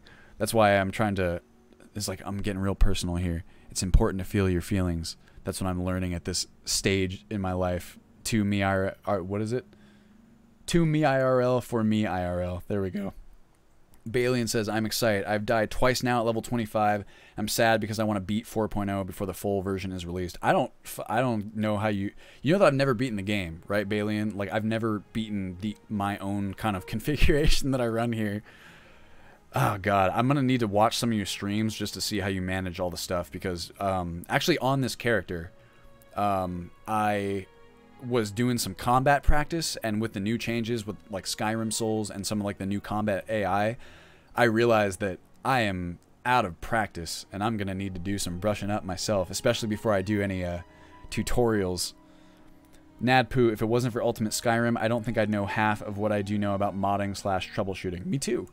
I don't think I would even have Skyrim still installed on my computer. That's definitely true for me as well. It's kind of crazy to think that, I guess it's a little bit over 2 years now, you can go on my Reddit account and see the first edits that I ever made that eventually would become Ultimate Skyrim. But God, I still remember like the first ones that I ever did. It was an edit to one of Requiem's effects, the Bull Rush effect, so that it didn't use the catapult sound. There in like 1.9.4 Requiem, well, in any version of Requiem now, you can do, or like since like 1.8, you can do a Bull Rush, right, where you are wearing heavy armor and you sprint at an enemy and you can knock them over. It's really, really cool. But for some reason, that effect that knocked them over, the knockback effect, had a sound assigned to it that was the catapult sound from like Civil War battles, and it was just way, way too loud and jarring, and especially with the sound mods that we have installed. So the very first edit I ever made was trying to change that sound, and I remember it took me like an hour and a half to figure out what the fuck was going on in Xedit. And now we have like an entire, you know, like I spend 7 hours a day in Xedit doing things that are infinitely more complex than that. But it all starts from like little humble beginnings, and it just goes to show you that when you do something for a long time, you eventually get better at it, which is real nice for just life, I guess. Outside of the Bethesda games, the only density of mods like this is the Baldur's Gate series. I did not know that Baldur's Gate was so modded, Zarnal. That's very interesting to me, because I really like those Infinity Engine RPGs. I actually picked up like the entire collection on sale over summer, I think, Steam sale. I'm looking forward to playing those. Sacriletius, I made some more tweaks. For instance, I moved some of the stones of Baron Zaya to other world spaces to make them more spread out and give the player that little more incentive to visit other world spaces. I think that's really cool, Sacriletius. It sounds like, well, I mean, we were talking on Discord. A lot of your personal tweaks are like exactly the kind of stuff that you know, I would want for Ultimate Skyrim, and I'm excited to implement a lot of those. Balian, I have a question. Why are you so mean? It took away my ability to power level with training and mammoth meat, and now Requiem stamina drain is constant. It's like you don't want me to complete it without dying. Well, so the training, I will admit, is a little bit too expensive right now. It's going to go down a little bit in the public release, but not by a ton. Training will still be prohibitively expensive.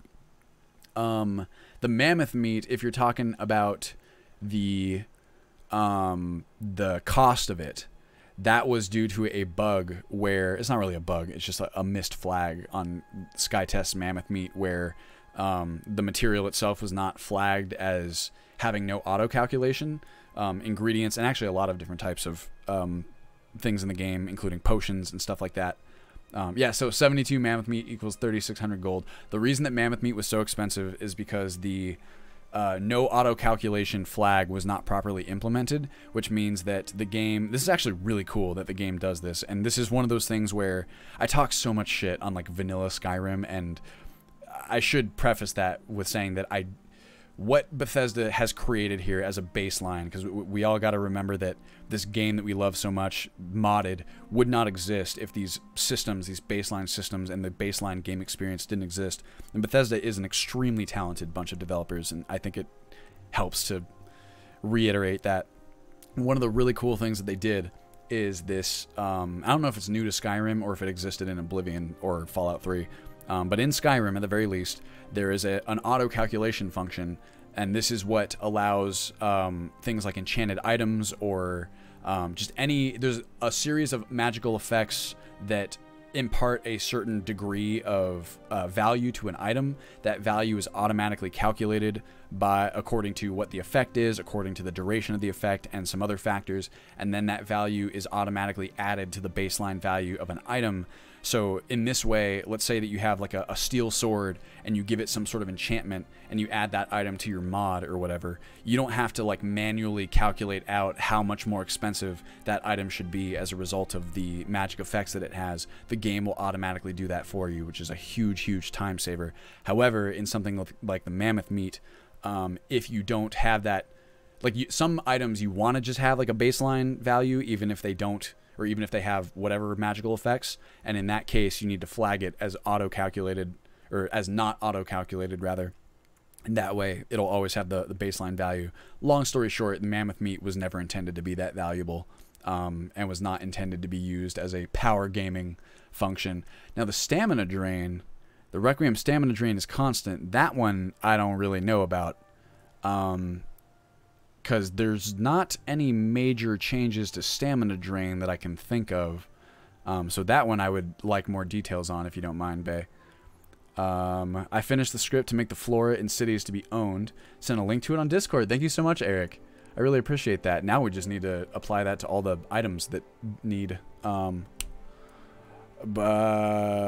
ownership flagging as well. Don't forget the Storm Atronach world boss and his 3x speed. Now that, I also don't, you're talking about Thunder. Oh, that might be Minor Arcana, but once again, I can't recall individually changing that.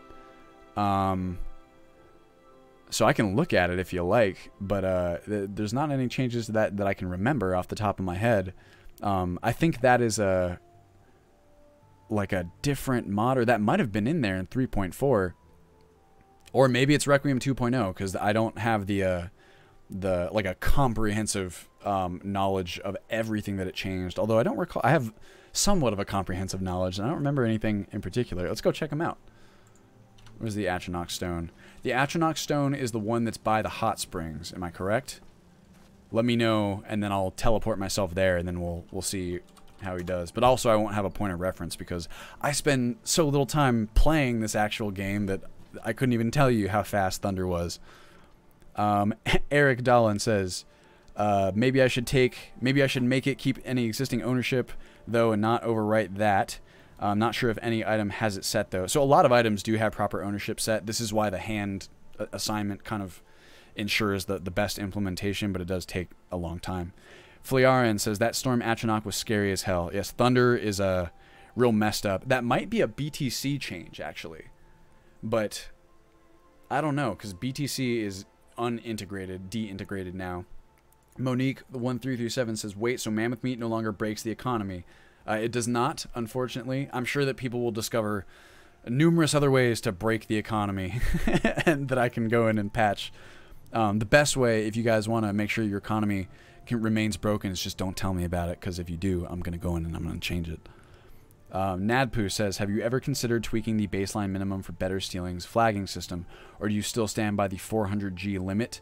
That is, would you change it up or down, Nadpoo? Because it's something that I gave a little bit of thought to that baseline. I changed it, you know, so that it was less, I believe, than I can't remember if it was less or more. I can't remember what the default better stealing value was.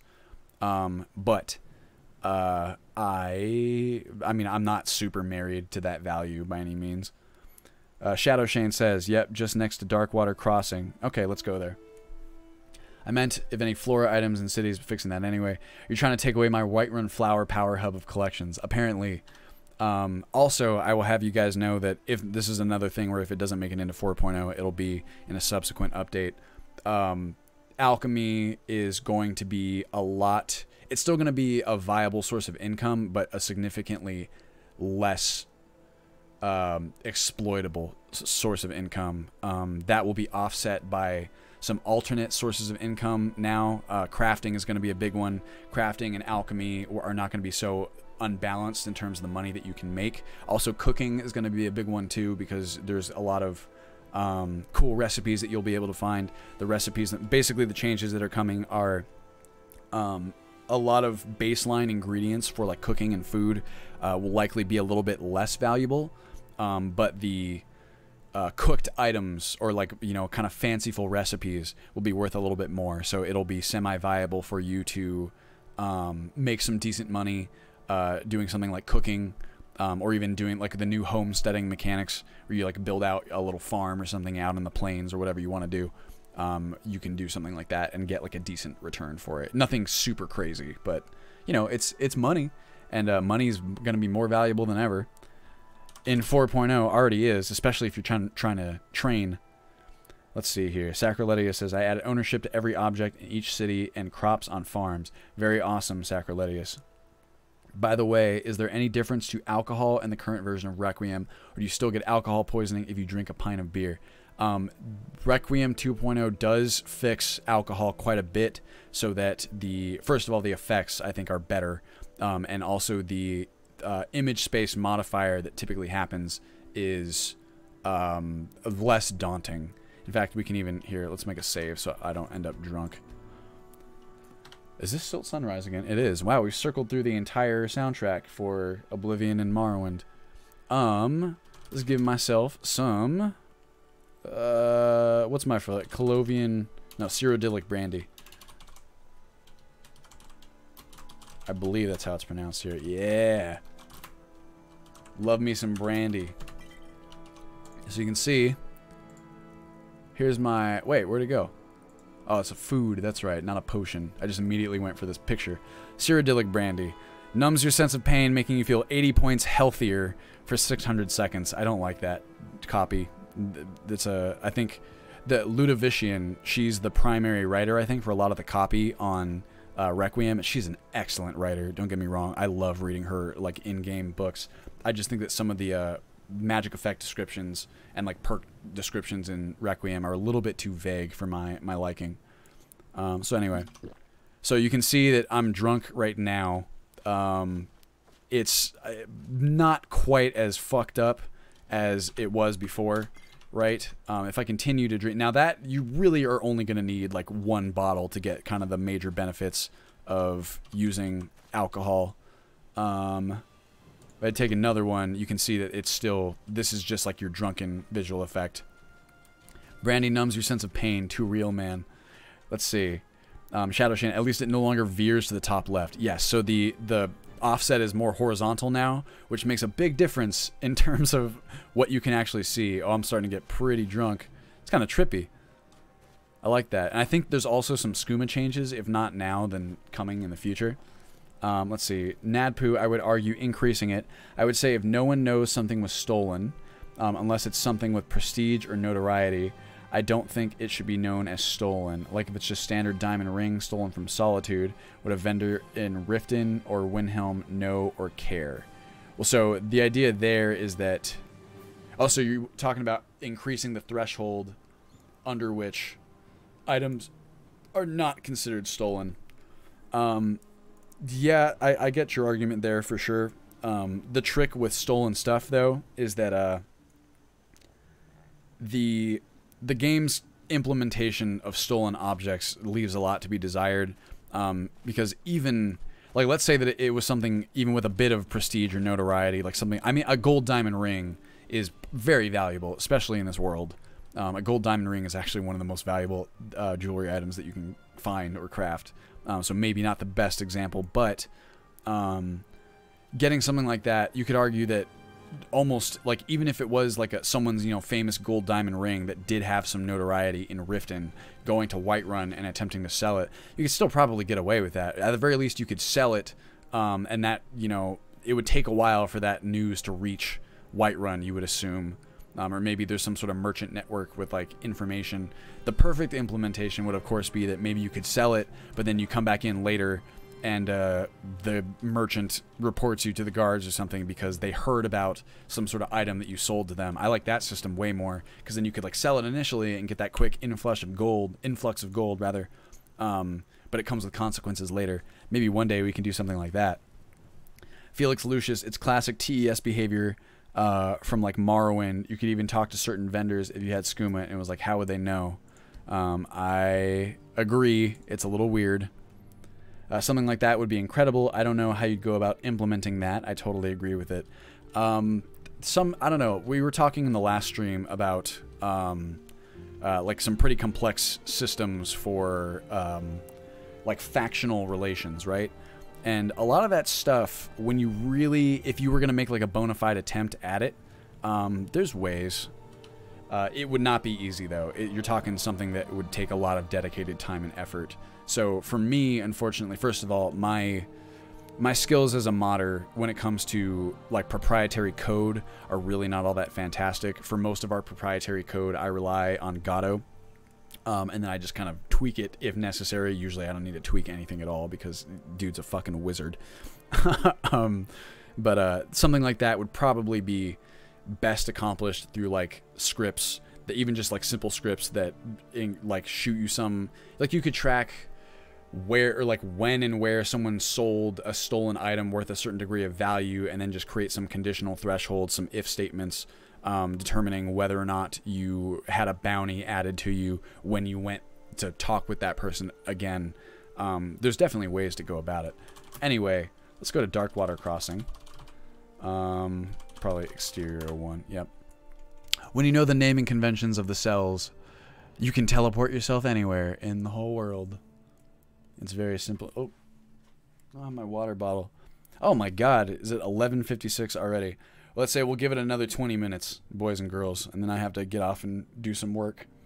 But thank you all for joining me. Thank you everyone from Balian's stream for the raid. I hope you're enjoying yourself. I like to do these streams every week, so if you're ever bored and want to come check out some Ultimate Skyrim stuff, newest news and features and whatnot, then feel free to stop by. Oh yeah? Oh yeah? Okay. Yeah, I know. Museum pamphlet received. Goodbye, Mr. Courier.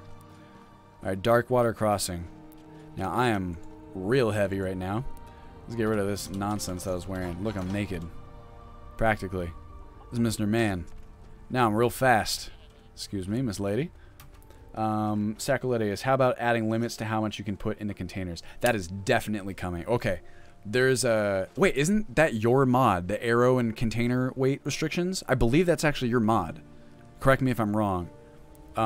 If so, well, whether or not, that is a mod that I'm like, I've been looking at that mod for forever. And I have to assume that it's not going to encounter any problems. I just haven't gotten around to implementing it. But that I am consider... Oh, shit. A conjurer died here. And he's got an extraordinary root that he found. Look at that. That is your... Okay, so I thought that I recognized your name. Oh, here's Thunder.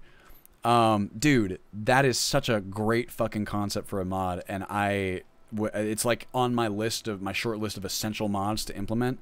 I wanted to put that one in there before 4.0 because it's like a big one when it comes to the kind of the new homesteading features and stuff like that. I have to assume, I haven't looked at your exact implementation yet, but I have to assume it'll work just fine with like the new kind of placeable container mechanics. I just need to look at it.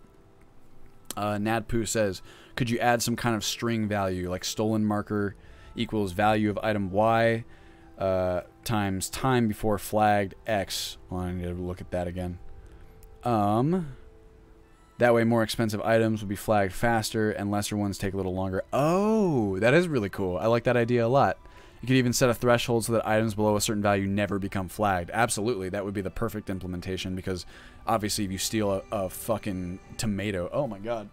Hold on, I think I got an Amazon thing coming in hot. Excuse me for a quick moment. Please don't mind my extremely white legs because I don't wear pants when I do these streams.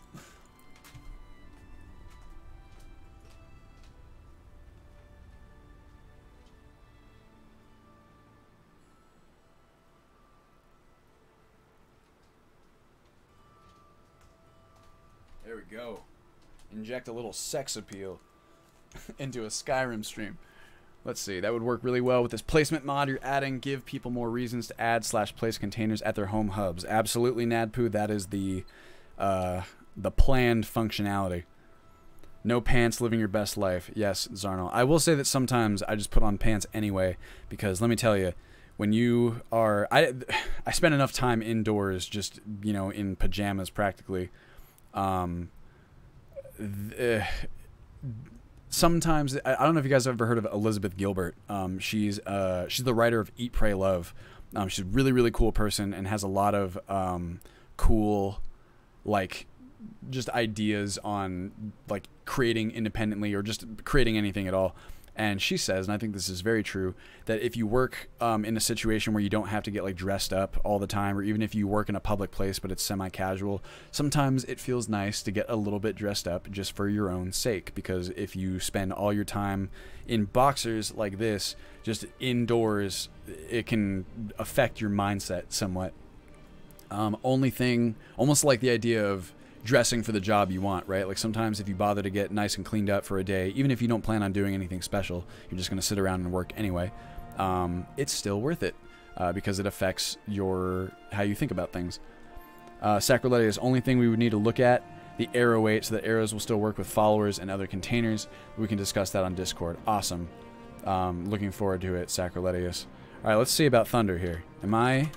No, I'm in God mode. How fast are you, my friend?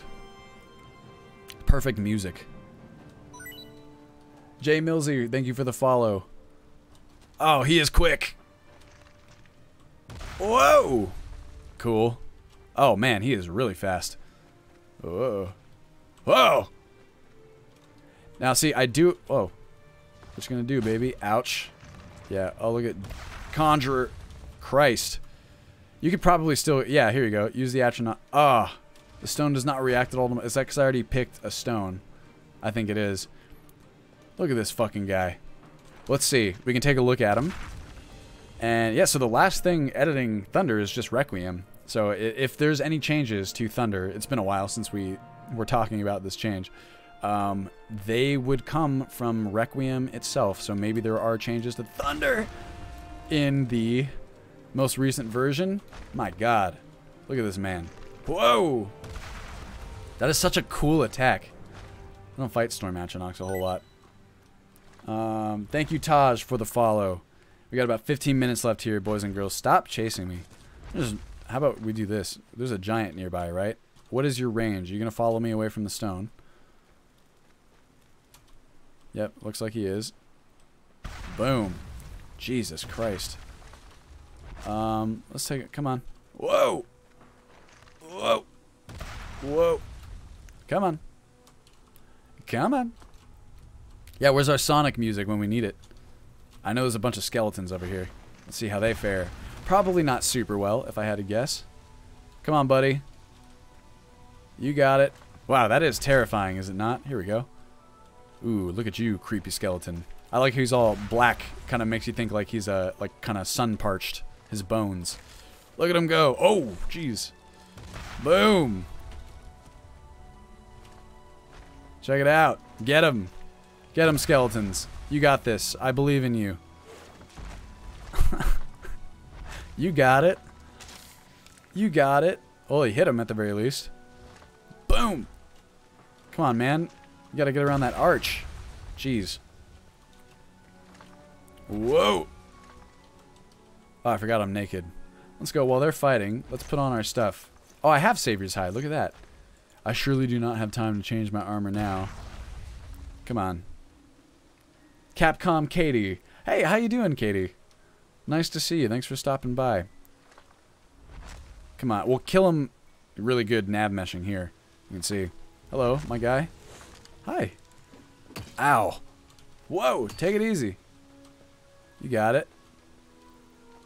Oh. What, now you're just going to sit there and watch? I brought you here so you could take these guys on. I want to get him into a fight with a giant. Come on. Uh-oh. There we go. Thanks for the follow, Katie. Might have to disable that arch for now. Yeah, we'll see. There he goes. Now he'll follow me. I knew he was going to get him eventually. Ow! Jeez, take it easy. Thank God for God mode, right? Is that a pun? Does that qualify as a pun? That's not really a pun. Ugh, that's some very green water. Whoa, my God, that is terrifying. Okay. Jeez. Okay, is this the dragon rock? Where's the dragon rock? There's not going to be any dragons there, but I know there's a giant camp. God, I forgot how extensive these fucking hot springs are. Really cool area, actually. God, I love Skyrim. Been pretty sick lately. Haven't played in a while. How are you, man? I'm doing just fine. I got some work to do today, and about to finish up this stream in about 10, unfortunately. But really no complaints. The work on the crafting overhaul is going really well. I don't know. Just plugging along, trying to get this 4.0 released so that everyone can play it. So that I can play it, really. Come on. Come on. Capcom Kitty, you made Skyrim look so amazing. I appreciate it. Oh, definitely. I would say, like, a huge part of this appearance... There's actually a lot of stuff going on here, but my God, Snowfall EMB is, like, my current obsession right now. I think it is so wonderful, especially for the performance. Hey, guy. Look, I brought you a friend. Uh-oh. Whoa! Yeah, here we go. Oh, shit! Oh, here we go. Who's gonna win? Damn. Oof. Holy crap. Dude. Oh my god. That was not even like a question. Jeez. Thunder. Whoa. Well, I guess it's because the Atronach stone is so powerful. Atronach. Balian's little level 1 character had to hide from this after having to hide from a mage in that same area. So that character did not survive very long. Yeah, I could see that. Come on, Mammoth. Oh, I think he's running. Yep, there he goes. Ah! Okay, how about this? Let's put a dragon in here. I'm psyched to watch Season 2. How far away from completing 4.0 and the YouTube series going again? It's hard to say definitively time and space, and I don't like giving out timelines when I can't confidently say how long it's going to take to complete. I should be into the second part of the crafting overhaul by the end of this week. That's my goal. And after that, the crafting overhaul plus a couple bug fixes are the only things that are going into Beta 5, and Beta 5 will be the first beta version to utilize the new automaton framework installation. So we'll be testing that, and then Beta 5 essentially exists for us to iron out any of the kinks existent in the pre-release version, and then once that is complete, once we've verified that everything's working properly in Beta 5, then we're going public release. And after that, so like I said, I don't want to give you any time frames because that's how I get myself in trouble. But soon, trademark, as Sacroletius just said, as I guess your best bet. I guess a tentative timeline would be I'm trying very, very hard to get 4.0 out by the end of this year. So maybe it'll be like a nice Christmas present for everybody. Come on, baby. Okay, well, that's what I was going to do. Here's a fun way to end the stream. Let's spawn in a dragon and see how this guy fares. Capcom Katie, gotta say you were a genius for compiling and making US. I swear by it. Well, it's very sweet of you to say, Katie. I really appreciate it. It's a labor of love, like I said, and I am infinitely grateful to the modders whose work allows it to exist, and I'm infinitely grateful that I have the opportunity to do something like this full time, thanks to Patreon and all the other stuff. It really is a dream come true for me, and I get to go to work every day actually really truly enjoying what I do, and I consider myself so lucky for that. So really, thank you to all of you guys. All right, help dragon. That's going to get me a bunch of stuff that I don't really. Oh, okay. Oh, how about a dragon priest? Now let's just go standard dragon player. Place at me. FF0010BD1. Who do we got? Ooh, this man. All right, take him on. No, you go to him. Whoa! All right. Well, now, okay. Come on. Here we go. Are you doing this full time? Oh my god, I'm so glad to hear that. I'm gonna sign up for Patreon as soon as Season 2 airs. Thank you so much, Time and Space. I've just started doing this. Jesus! This is giving me flashbacks to Hjolfred. I've just started doing this full time. I'm kind of right at the point where I'm not hemorrhaging money all the time from doing this full time. I'm hoping that with the installation files that I'll be able to make a little bit more, but I have no complaints at all because like I said, I am at the point now where I'm essentially breaking even, which is just fucking unfathomable to me. It just so happens that keeping the installation, well, there's so many, I've said this in like previous streams too, there's so much more that I want to add to Ultimate Skyrim. This list of stuff that I was talking about, my big to-do list, really is massive, and I think that it can be even so much more than what it'll be like at 4.0, but it does take a tremendous amount of time to keep the whole thing going, to continue adding features and also to maintain the existing ones. So I mean, frankly, I wouldn't be able to do it if it weren't for like the Patreon and everything like that, which is, like I said, why I'm so infinitely grateful.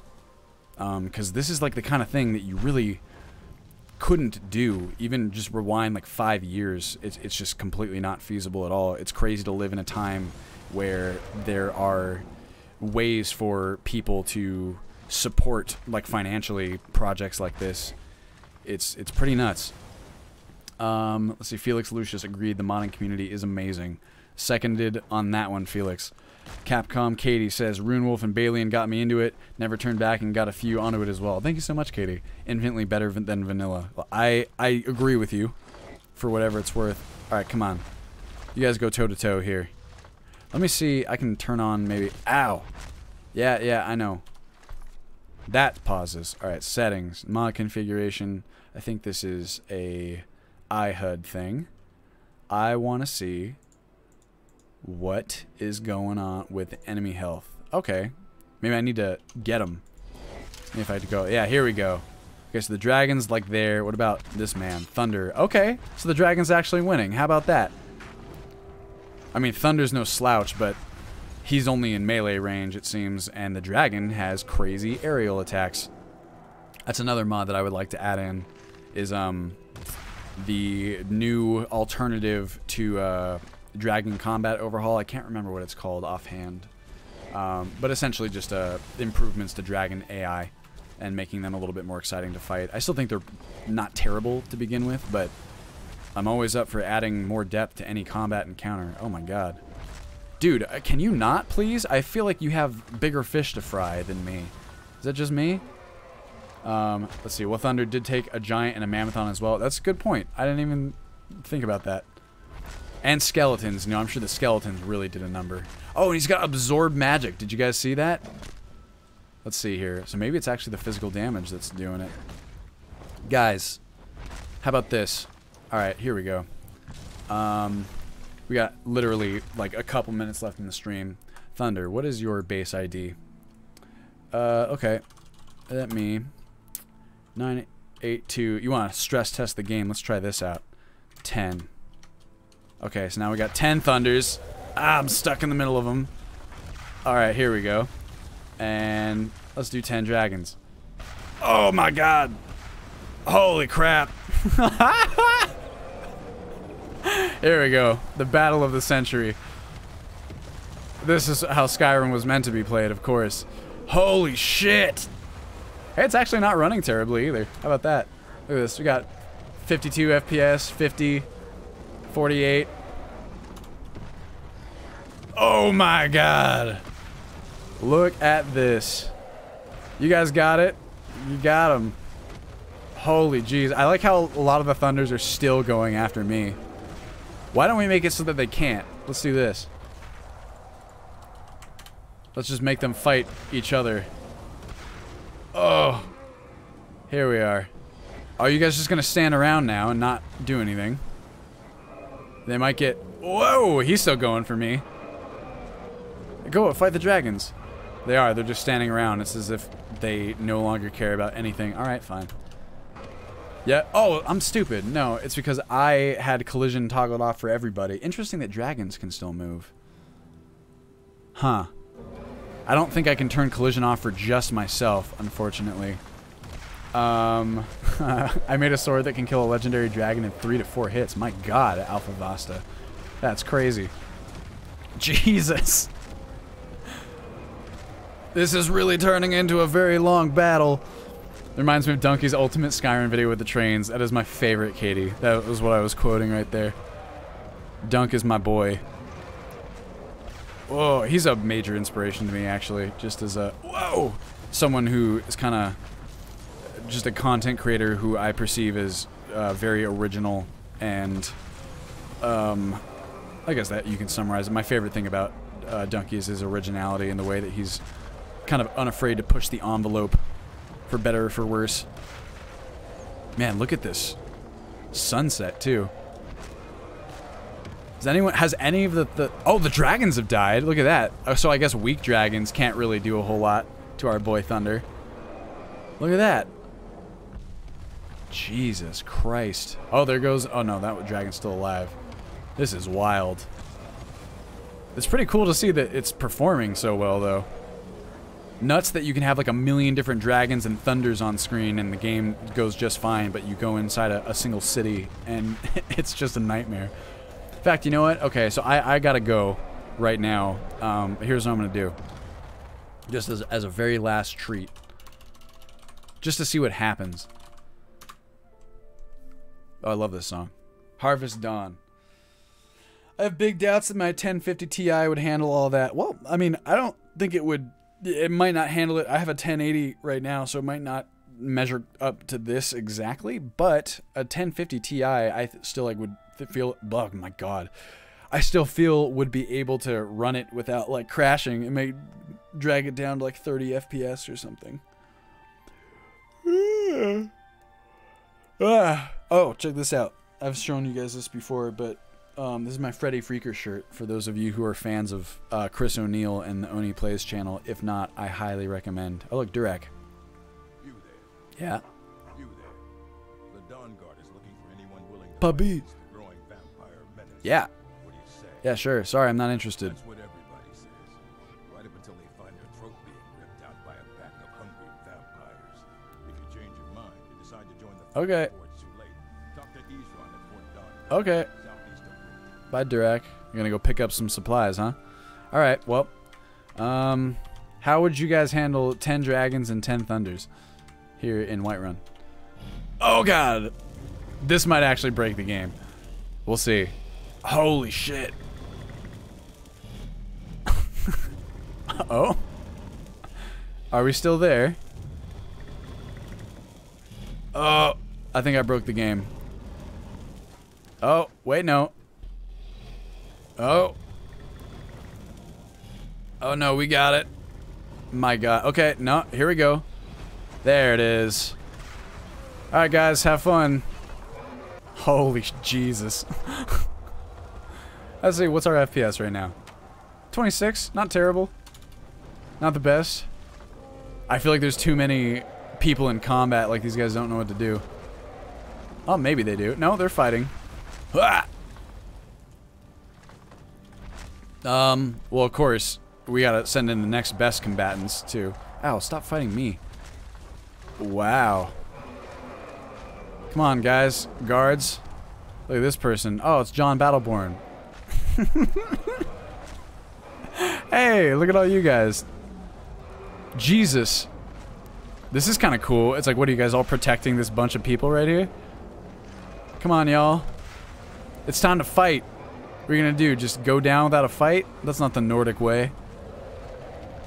So there was a dragon attack in Skyrim and the puppy kept whimpering, so we had to disable it. Of course, that one time he accidentally sliced one in half. Oof. Yeah, that puppy's kind of annoying. Maybe I'll disable it myself. Hello? My god. Get in there, bear. Help. Where, bear? Place at me. 0403 22B3 20. Oh damn. Oh, did you guys hear the clipping audio on that one? Ah! What's up, guys? I don't think that there's enough AI to go around. Oh no, here we go. Holy Jesus! Do you guys not know what to do here? Oh, now they're in trouble. Come on, y'all. Oh, get in there, bear. Oh, my God. You guys too. Let's go. Come on. Get into the fight.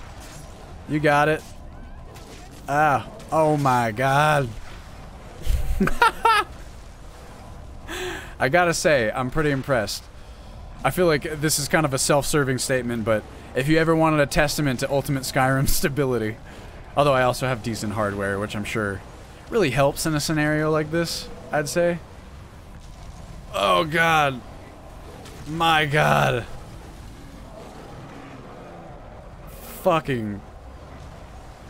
What a time to be alive. Werebears, you guys got other problems, man. Why does everyone focus on me? Maybe because they know I'm the Dragonborn. I actually don't think I'm the Dragonborn on this character. I didn't absorb any dragon souls. Holy jeez! Oh look, there's Werebear. He's down. Oh! What's up, guys? Is it good to get to the Cloud District often? Hello. Oh, it's very rude, I gotta say. Is this Shed Your Travails? I really like this song. This is Morrowind. This is the world that would be if Alduin wins. Yes, this is what we stand to live in if we don't stand up to the threat that threatens Tamriel. It's a very poorly constructed sentence. I apologize. Oh. Damn! Did you see that animation for when werebears get back up? It's like a kung fu master. Hey, guy. Ow! Idoloff. Whoa! This is the true last boss fight of Skyrim. Coming out of this alive, you're the new Talos. Yes, this is actually how you achieve Chim in the actual canon of Skyrim. Oof! What's up, man? Jeez. I cannot believe the game has not crashed yet. Oh! Hello. Hello.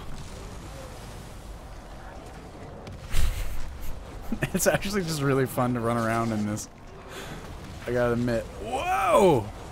It's like, oh, well, hold on. I gotta check and see. Is there any work for me? Oh, I can gather silver. Oh, retrieve an heirloom from Green Spring Hollow. Oh, yes, of course. Alright, I'll retrieve the Ring of Rejuvenation, then come back to town. What do you guys think? I wonder if I leave the cell, will they follow me? Hey, look, people are trying. Who's this person? Oh, God. Come on, guys. Let's go outside. The new Imperial City Arena. Mokrily Omelet. Hello, my friend. I just want to see if they'll follow us outside, and then I'm going to call it. Thank you guys for joining me, as always. These streams are so tremendously fun. Oh, yeah, they did follow me. Hey, what are you shooting at me for, man? Yeah, so some of them are following us at the very least. We got some dragons. Oh, look at these new volumetric fogs. Amazing. I see a goat running away over there. Ow! Oh, he's done. Get him, Werebear. Oh, these guys are following me out too. Look at this. Gotta protect Whiterun, of course. Ow. Hello. I'm yielding, of course. Alright, well, I think that's gonna call it. One question, what the hell is going on? Oh, of course, it's just the classic Dragon Thunder / Werebear battle for Whiterun. You know, the classic matchup that always happens in every game of Skyrim at some point. Thank you for the follow, Mokri Omelet. Hopefully I'm pronouncing that correctly. Got him. Wow! Well, I bet you the only reason he even survived that long was because of the Nordic frost resistance. Really, dude? I feel like there's bigger problems, but then again, what do I know? Oh! Oh! Look at that. Hey, it's pretty good. Well, he's shielding. That helps. Oh, I'm sorry, my friend. You done. Alright, everybody. Yeah, just modded Skyrim things. Jeez. Let's make the weather clear. So it's nice and beautiful. Ooh. Wow. There we go. Hey, get out of here. I'm trying to look at the sunset. That didn't work. Oh, well. Guy, you're right in my way here. Thank you. What a view. Absolutely beautiful. I can't imagine a better way to end the stream. Well, thank you guys very much for joining me, as always. I really appreciate it. I will be back at the same time. Well, maybe. So the next stream will still be Monday, but as I said in the beginning of this stream, I'm thinking about changing the time to where it's more accessible for more of the user base. I'm also going to be changing the day that I drop the bi-weekly developer updates to Monday so that people can watch them and then just immediately hop into the stream. And, you know, if you have any questions or comments or just want to hang out, it'll give us a chance to do that right after all the new information is freshly presented. I thought that would be a cool change. Really, if you want to keep the most up-to-date knowledge on what's going on, I always tweet about any changes that I make to the stream schedules or anything like that. I'll also post it in the subreddit just so, you know, I can reach as many of the user base as possible to let them know if anything changes. And I guess that's about it. So let me catch up on my last chat stuff. My nickname is strange, don't you think so? I think it's perfect. Mokri Omelet. Thanks for the stream and all the hard work you do. Thank you very much, Katie. I appreciate it. You're very welcome. Nadpoo, thanks for the stream and all you do. Thank you very much, my friend. Thank you, Felix. Thank you, everyone who stopped by. Thank you, Balian, for the raid, if he's still around or any of you guys are from Balian's channel. And Flearin, keep up the awesome work, looking good. I really appreciate it. And I will see you guys in the next one. Goodbye. Have a great rest of your day.